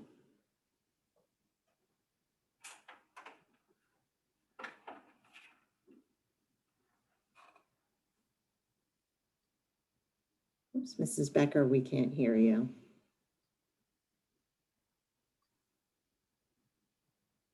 Okay, perhaps we can come back to Mrs. Becker. Okay, next is Jay Donnelly. Please state your full name and municipality. Hi, Jay Donnelly, Cherry Hill, New Jersey. Hang on, I just need to. Good evening, Cherry Hill Board of Education. I'm Jay Donnelly, and I'm here to talk about something very important to me. On June 20th, 2019, I walked across the stage with my Cherry Hill West 2019 graduating class at the Lee Core Center at Temple University in Philadelphia. After the ceremony, as I was turning in my gown, I was denied my diploma. Why was I denied my diploma? My IEP transition team offered me to go into a transition program at Camden County College prior to graduating to learn about adult skills and have support services from the state of New Jersey as I progressed through college. I accepted the offer, but at the time, I did not know that I would not receive my diploma because I was still offered the services. I was in the transition program for the past 2 academic years. Throughout those 2 years, I managed to get over 50 college credits and many of the skills that are beneficial for being an adult. I was told that once I leave this program, I could formally have this diploma. And as of last month, I have left the program and I still do not have my diploma. For my IEP exit meeting this past May at my transition program, I asked when I would receive my Cherry Hill West 2019 diploma. I was recently told by the Cherry Hill School District's Supervisor of People Services that I would not be receiving a 2019 diploma, but rather a 2021 diploma. I found this unacceptable as I was led to believe I would be receiving a Cherry Hill West diploma that corresponded with my graduating class of 2019. I have no association with the class of 2021. In a remote meeting with my parents, Supervisor of People Services, and myself, I was told that there was no way I would be receiving a 2019 Cherry Hill West diploma. Again, I strongly feel this is wrong. I do not know what all the New Jersey regulations require, but what I do know is I do deserve a 2019 diploma. And I'm at this meeting tonight to make you all aware of my situation. So this does not happen to anyone, any other student going forward. In closing, I would just want to say that I've been a student with an IEP since I was 3. Every year, my IEP centered around me being included in the general education curriculum to the greatest extent possible. Now, it is very sad that after all those years of inclusion, I ended with being excluded from my peers I grew up with and my 2019 graduation class. I've had an amazing time in all my years in the Cherry Hill Public School District. Thank you and have a good night. Thank you, Mr. Donnelly. Okay, next we have Gina Liu. Hi, hello, can you hear me? Yes, we can hear you. Okay, hi, okay. I know that I kind of spoke during the first public comments, but I've just been hearing this really great conversation about creating a high school committee about later start times. And again, I just want to come on and talk and just say that I'm really thankful for the board giving us this opportunity to give the students a voice on this matter. We kind of have this like little group chat, you know, aside from this meeting where we're talking about, oh, what's going on in this board meeting. And we were kind of doing a yippee and a woohoo because we heard you guys talking about this committee. So again, I just really want to thank everyone here for your consideration for our students. And I'm really excited for what's to come. Thank you.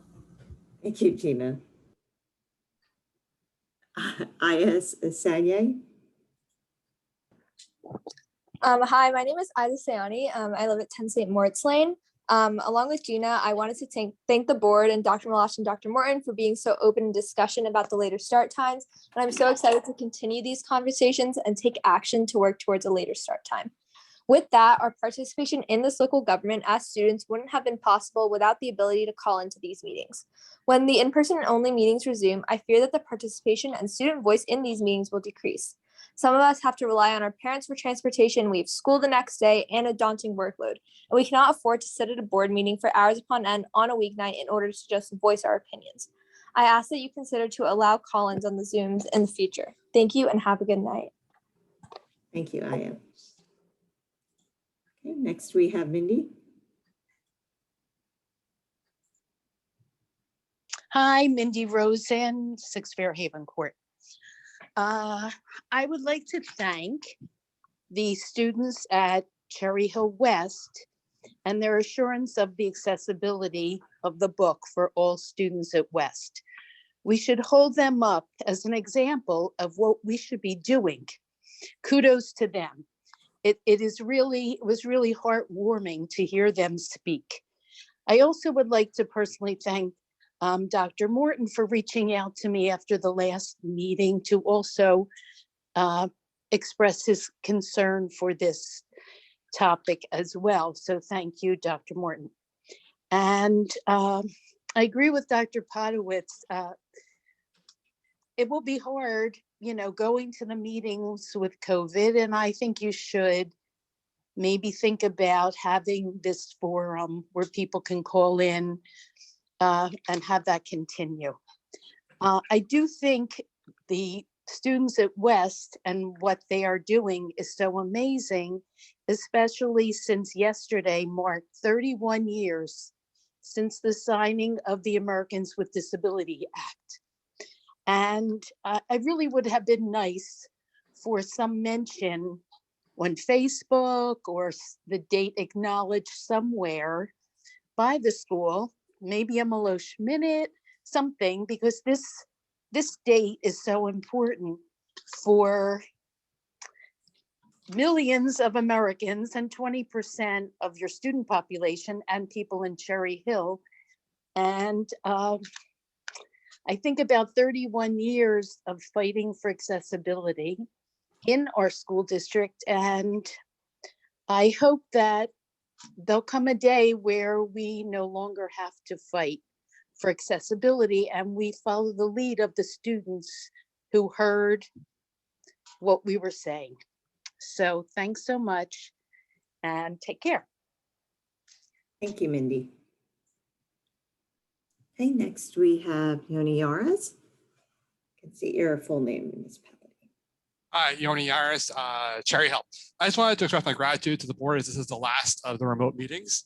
It has not been an easy last 14 months with all this going on for the board. And I just wanted to really appreciate everything you guys did, juggling all of this first with everyone on Zoom, some people coming back, and just your thoughtfulness in trying to get everything done. And just a really big gratitude for everything you guys do. It has not been easy at all this year. It probably has been the least easy year for any of this. So just wanted to say thank you to all of you for the efforts that you put in across for all the students in the district. I always agree, but your work is always appreciated. I wish more of us would say that to you more often. Thank you. Thank you, Mr. Yaras. Okay, next we have Andy Wiest.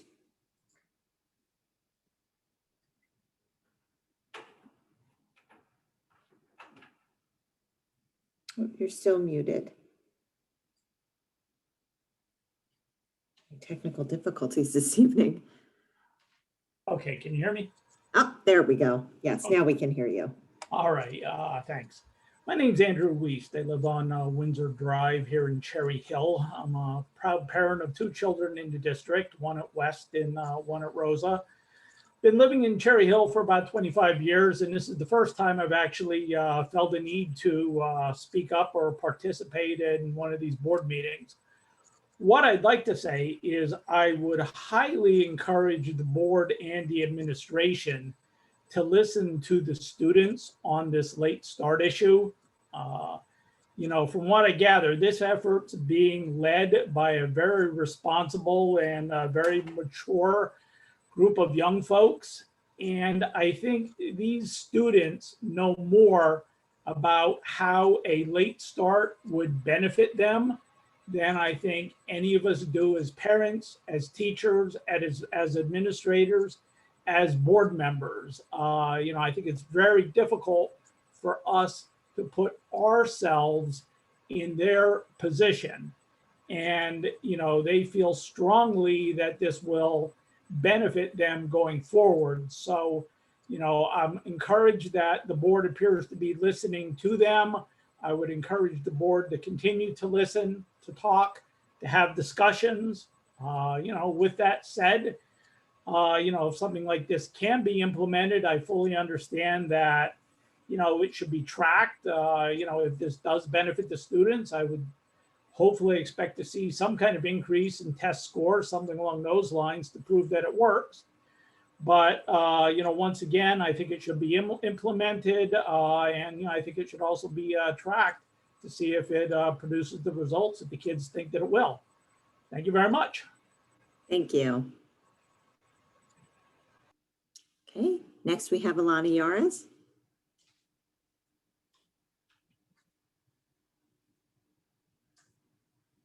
Alana Yaris, Cherry Hill.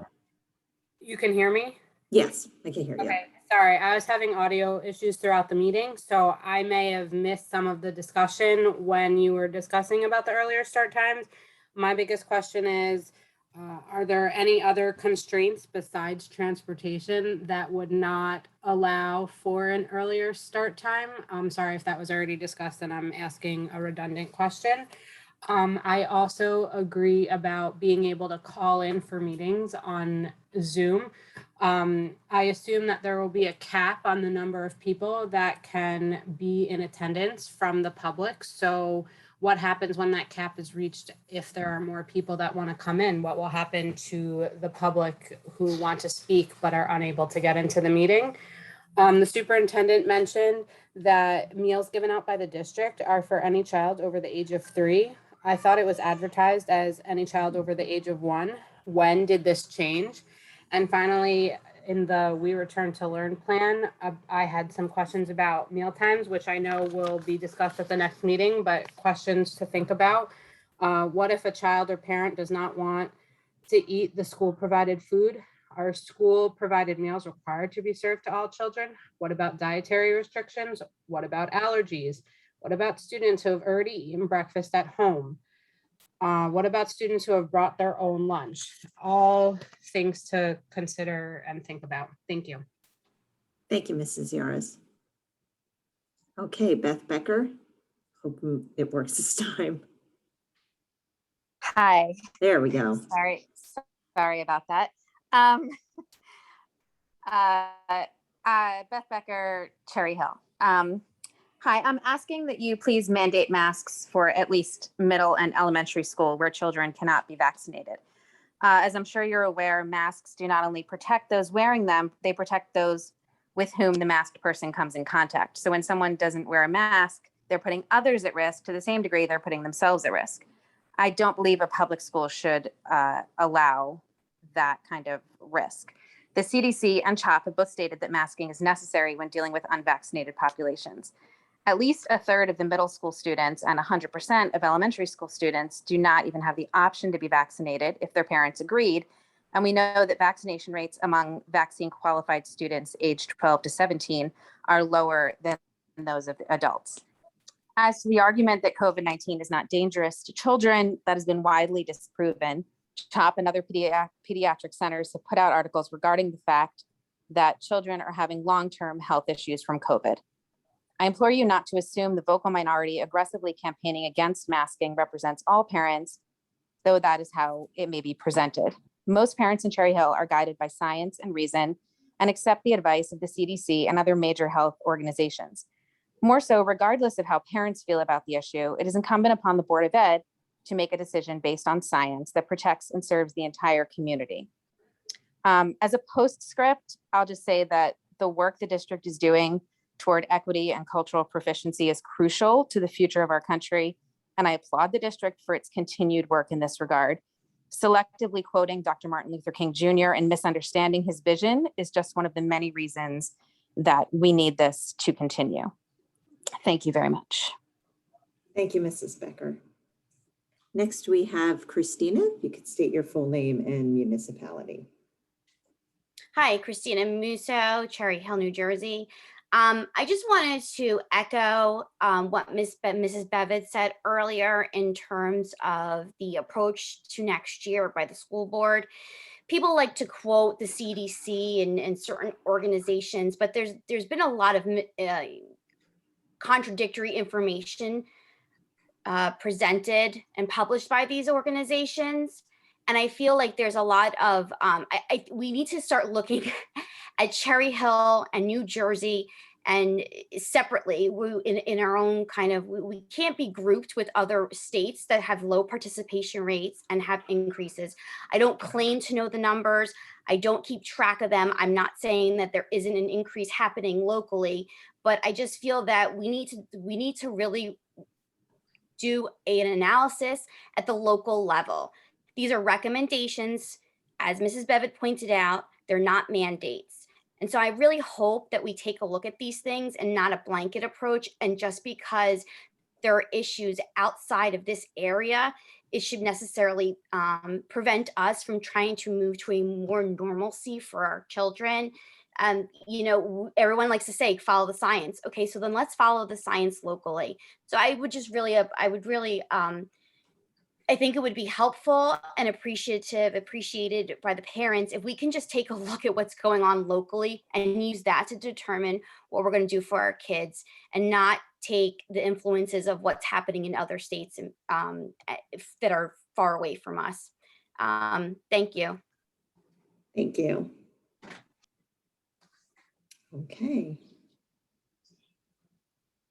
Okay, I don't see any other hands. Mrs. Sugars, do you have any written comments? I do. Oh, hold on a moment. It looks like Ann Einhorn has raised her hand. Ann Einhorn, Cherry Hill, New Jersey. So sorry, Lori, I'm having trouble with my iPad tonight. So I No problem.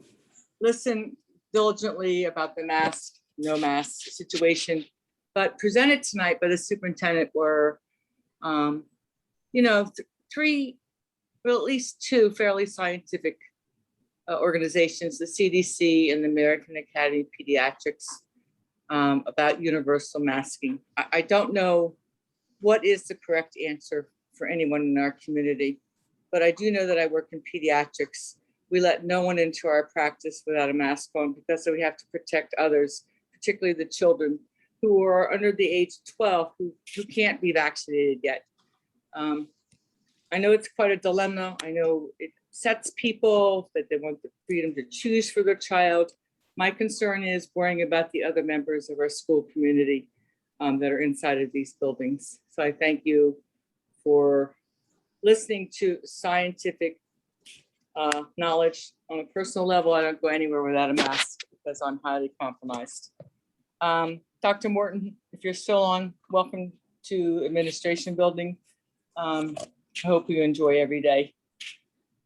I did want to mention something else. There was an earlier comment about board members and administration members putting themselves forward on how they will feel about a true return to learn or now the road forward plan. I would caution you to speak with your New Jersey School Board's representative, and only because that you represent 11,000 students in this district. And I believe that this road forward is fluid. We have to continually rely on the New Jersey Department of Education, the New Jersey Department of Health, the Camden County Board of Health as you move forward. I hope from the bottom of my heart that people get what they need. I would also like to know that the children, the parents that want their children will have the availability and the fluidity of wearing a mask, particularly if their child is compromised. All in all, I do thank you, even though I may sound harsh at times with this Board of Ed, for continuing to do the work that you do. I know it's not an easy path. Thank you. Thank you, Mrs. Einhorn. Nina Mintz.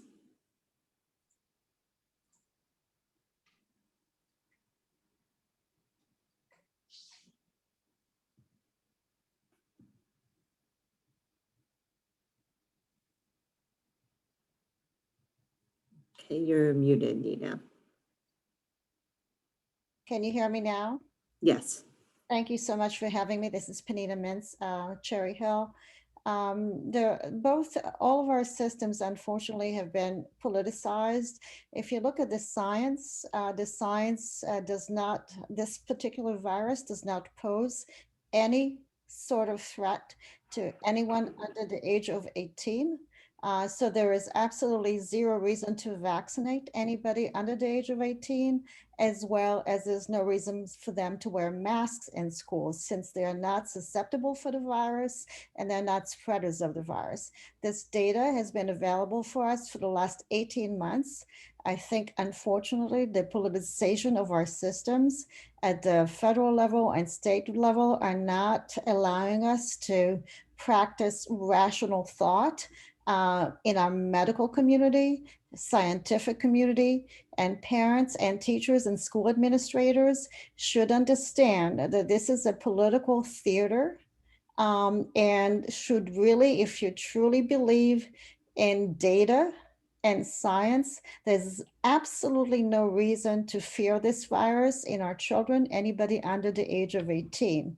So my recommendation to the Cherry Hill School District is to absolutely let go of all these masks, as well as prevent any sort of vaccination of any child in our schools. And thank you so much for listening to me today. Thank you. Thank you. Okay, Mrs. Sugars, we can move to written submissions. Okay. First one is from Mike and Linda Kelly. We have lived in Cherry Hill for 24 years. Our children attended Cherry Hill schools. We have always been proud to live in such a diverse community with all the programs and services that Cherry Hill offers to everyone. We have never written to the school board before, nor have we ever attended a school board meeting. The reason we write now is that we are very concerned with the 5-year plan that Cherry Hill Schools has adopted and will be implementing in the fall. We normally would not know what is going on at the schools as we are retired senior citizens with no school contact. Linda became interested in the new curriculum when she overheard several mothers discussing it at her gym in Cherry Hill. They were expressing their displeasure and were worried about the new curriculum. They were afraid to make their opinions known to the school district. Intrigued, we looked at the district's website and reviewed the cultural proficiency, equity, character education plan. It appeared innocent enough, very positive, and for children to work together in a vibrant and diverse world in which mutual respect is the foundation sounds great. Why would anyone be concerned?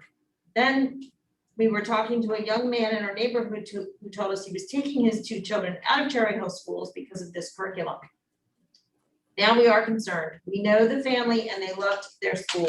He reluctantly told us that the school would be teaching values that he and his wife felt would not be age appropriate and that they felt these values should be taught by him and his wife. He told us that the curriculum values would encompass every subject. We then contacted a few of our neighbors who have children attending Cherry Hill schools. We were told that the parents were urged to read Dr. Ibram Kendi's book in preparation for the upcoming teaching. We have read Dr. Kendi's book and have seen him on television. This theory is confusing to us, let alone a child. The distress of the parents who are fearful of voicing their displeasure is significant to us. Throughout the country right now, critical race theory is being pushed on our children, and the teaching is very controversial.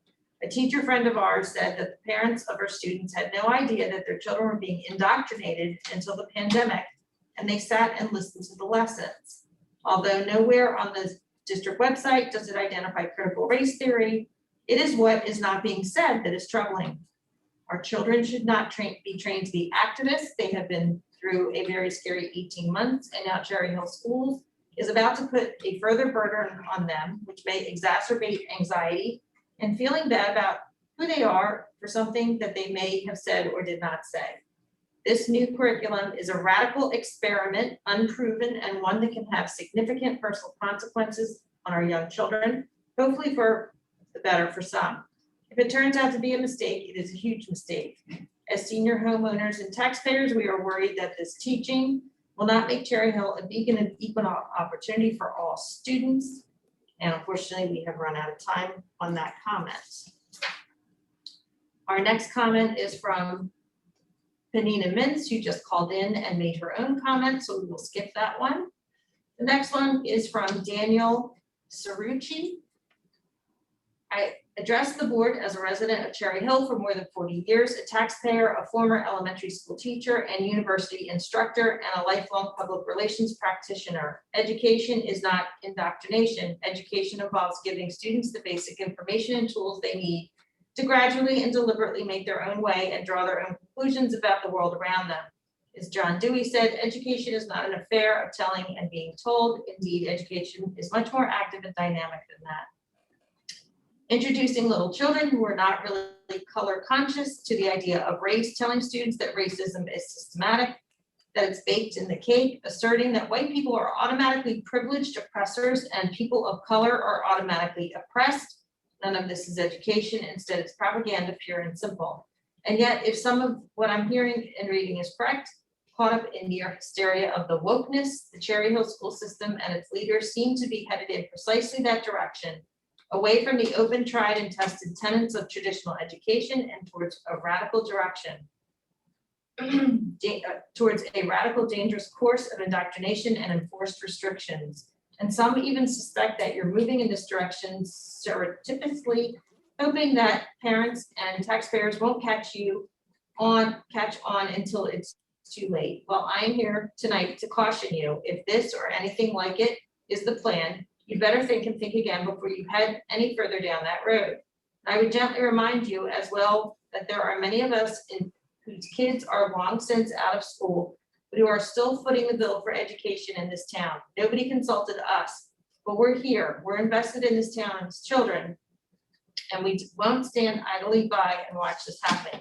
But simply get back to basics. Teach our kids how to learn, how to make themselves useful to one another and the community, how to be self-sufficient, productive citizens, how to discover their talents and put those talents to use for our town and our nation, a nation, I might add, that is still very much worthy to the very best we have to offer. Our next comment is from Stephen Cohen. I would like to comment on the issue of critical race theory, the possibility of it being taught in Cherry Hill school system. Please do not assume that I do not want the history of the United States to be taught completely, the good, the bad, the ugly, and the wonderful. We live in an imperfect society, in an imperfect world, but CRT brings everything down to melanin. The theory will be divisive instead of inclusive. The impact on all races will be negative. For white children, they will be taught to feel uncomfortable and angry about their race without any reason. Members of other races will be taught that if they don't succeed, it won't be their fault, so as to remove from them the responsibility of their own successes or failures. How is one to manage South Asian Indians? Some are very dark, some are very light. The same is true for Jewish people. Some from Africa and Asia are very dark, some from Europe are very light. Do we teach our children to count intersectionality points? What happens to Dr. King's contempt of character? Keep this email short, as I assume you will have many comments. I would ask that you consider reading the writings of Dr. John McWhorter of Columbia University and Dr. Thomas Sowell of Hoover Institute. They have written much more eloquently than I about this theory and the effects teaching it to our children will have on them and the community at large. Our next comment is from David Bross. I've been closely following with great interest the unprecedented movement to include the teaching of our K-12 schools of critical race theory. However, its proponents cleverly tried to obfuscate their objective under the guise of labels such as culturally responsive teaching.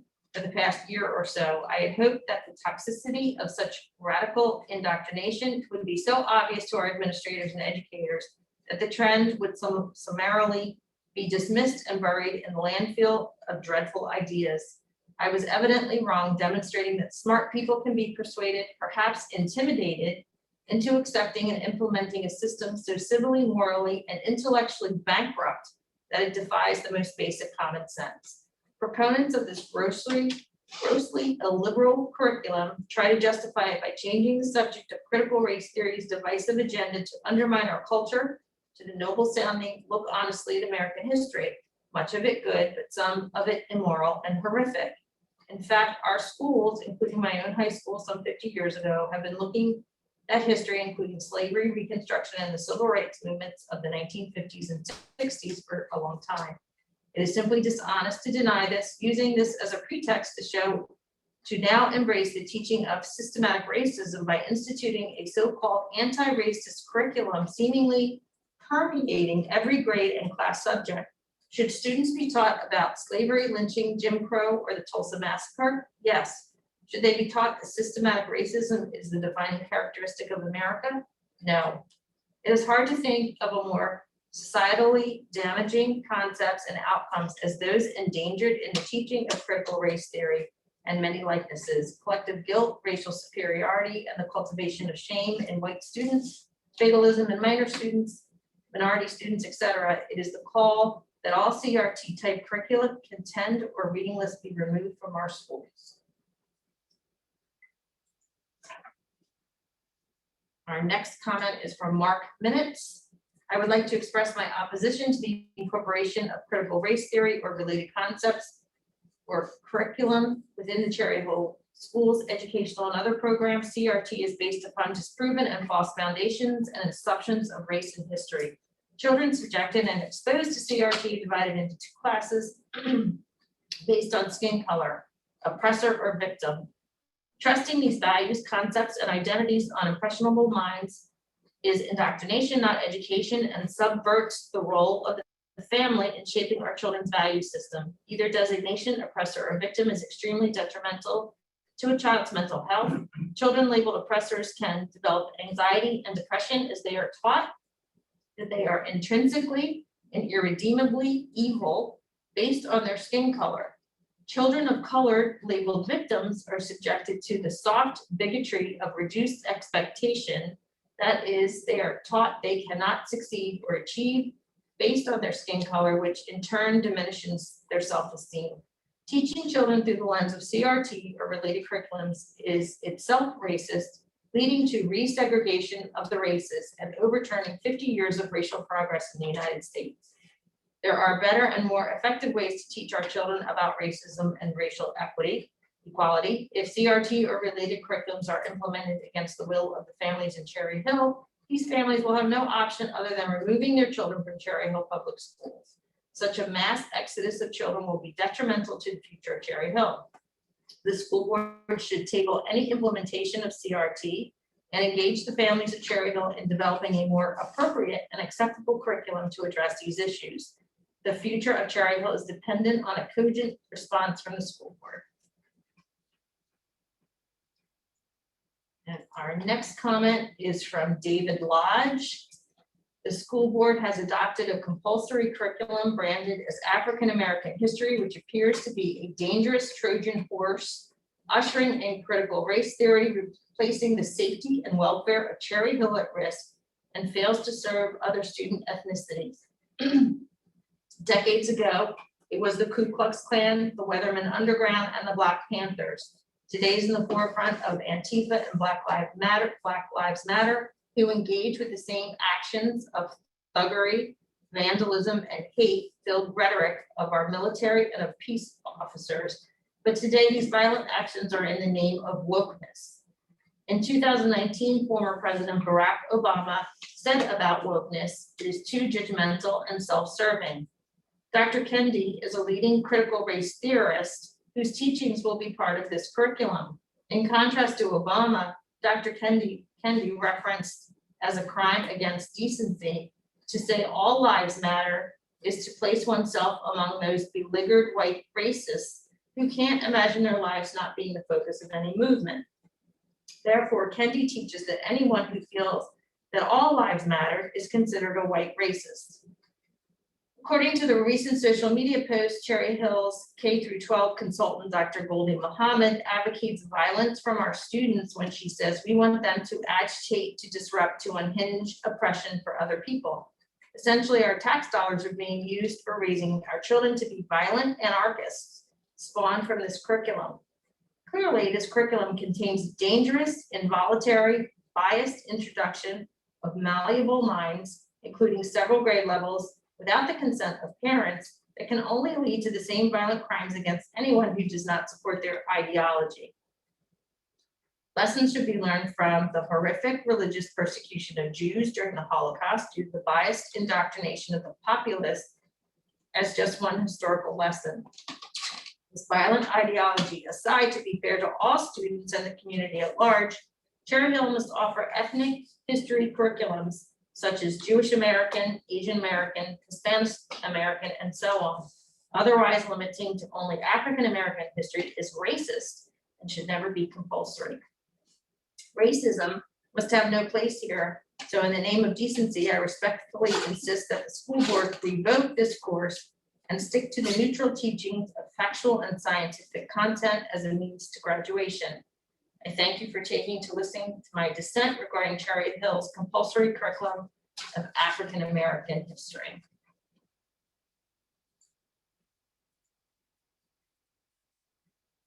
Thomas Carrig, teaching critical race theory in our schools will be a disaster for this country. Already some states, Florida, Oklahoma, and others are moving to ban it. This hateful, racist, dishonest theory will teach children to hate their country, hate each other, and train white children to accept an enormous burden of guilt for events which occurred decades ago.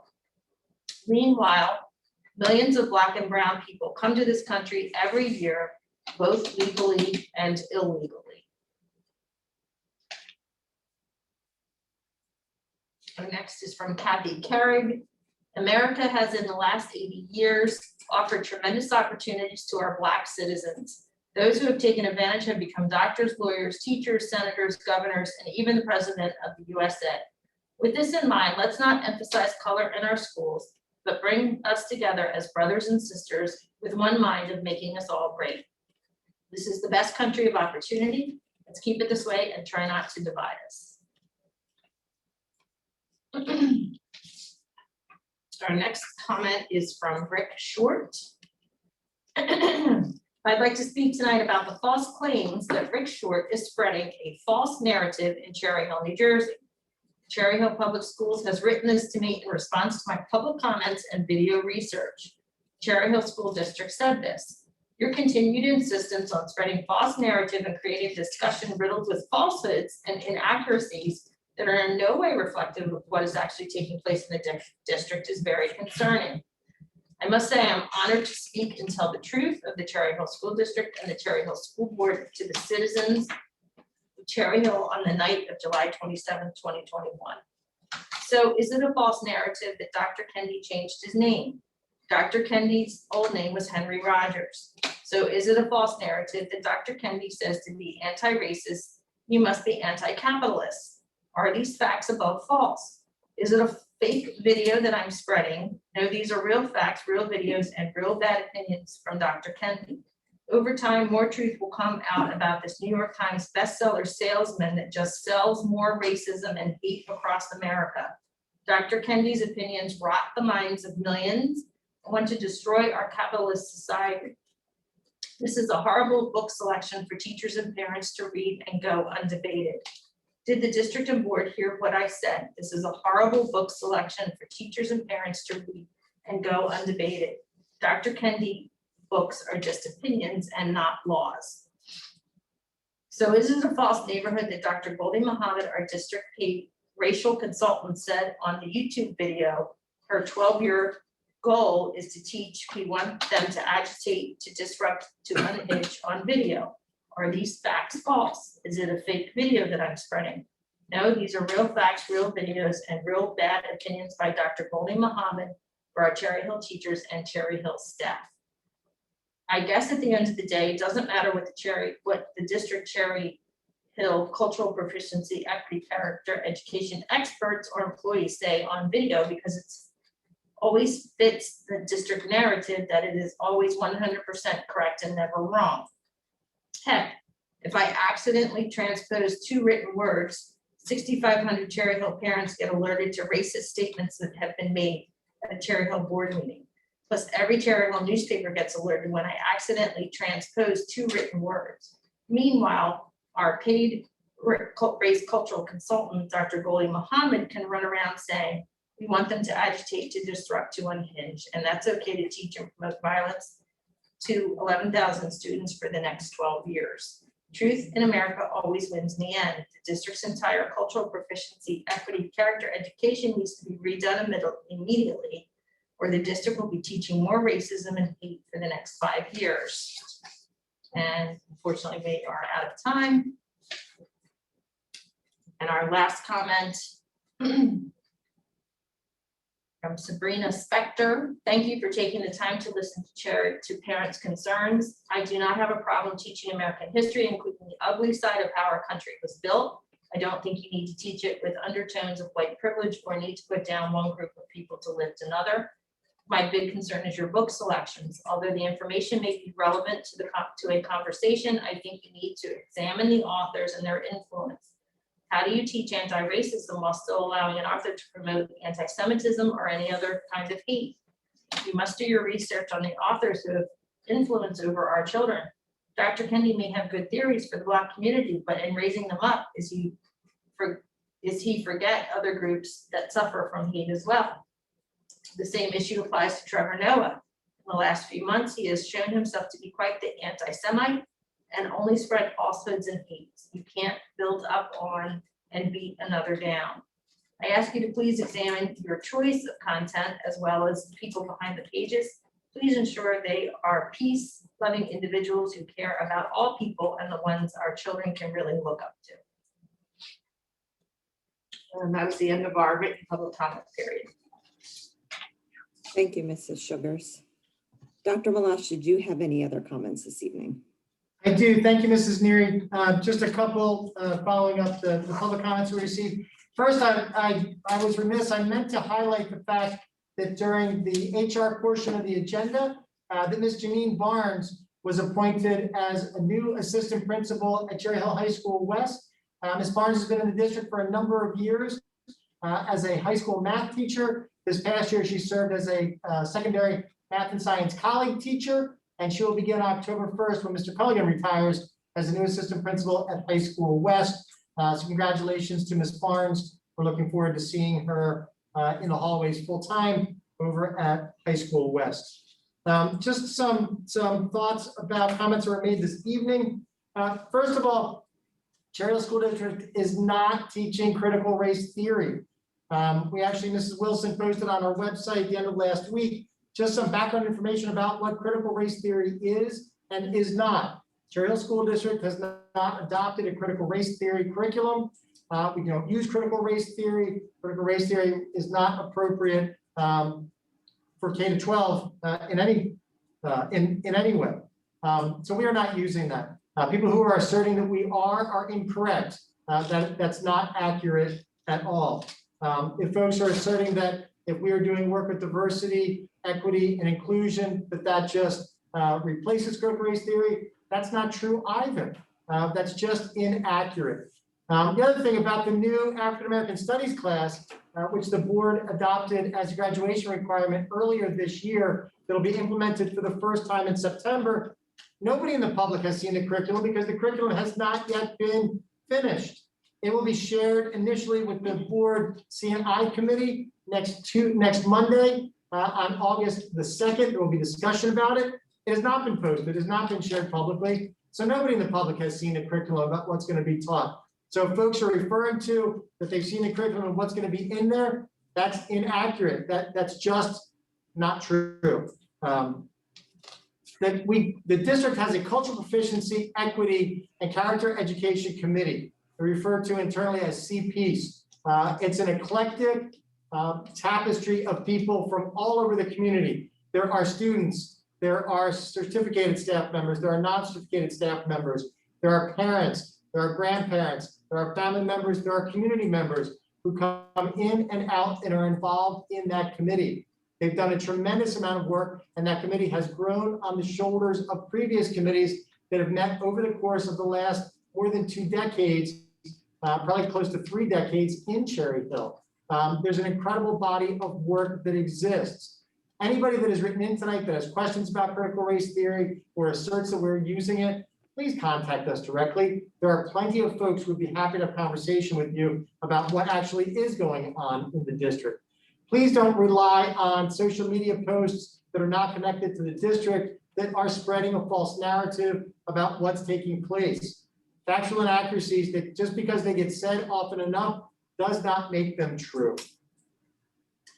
In reference, there's a question about yesterday being the 31st anniversary of the Americans with Disabilities Act. It was actually on our website, on our social media. We've been celebrating the fact that July each year, including this July, we honor and we celebrate July as Disability Pride Month. So we have had that information out. We pushed that out. Miss Mallory, who is our Director of Special Education, actually pushed something out on social media yesterday that the district pushed out on top of that about Americans with Disabilities Act. We do celebrate Americans with Disabilities Act and are thrilled that we can do what we do for our children, our staff members, and our community members. And we are proud of the continued work that's going on. Sam Messias, in his report about High School West, mentioned specifically about some of the infrastructure work that's going on in that building that addresses Americans with Disabilities Act needs. And we continue to do that throughout the district.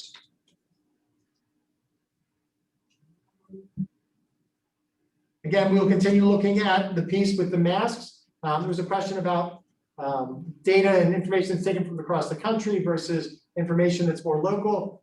It's actually, in fact, one of the reasons why we are waiting for additional information from the New Jersey Department of Health and the Camden County Department of Health. We monitor through those departments week in and week out what numbers look like in terms of positive cases here in Camden County, in the southwest region of the state, and across the state as well. We'll have additional updates on August the 10th at the next board meeting. I do expect that prior to that, we'll have a draft of the full continuity of learning plan will be posted on the website so folks have a chance to take a look at it prior to the board meeting. And I think that is it, Mrs. Neary. Okay, great. Thank you, Dr. Malash. We do not have any items for a second executive session this evening. So that brings us to the end of our meeting this evening. And I would like to make a motion to adjourn. Do I have a second? Mrs. Stern, all in favor? Okay, great. Thank you. Have a great evening. Good night.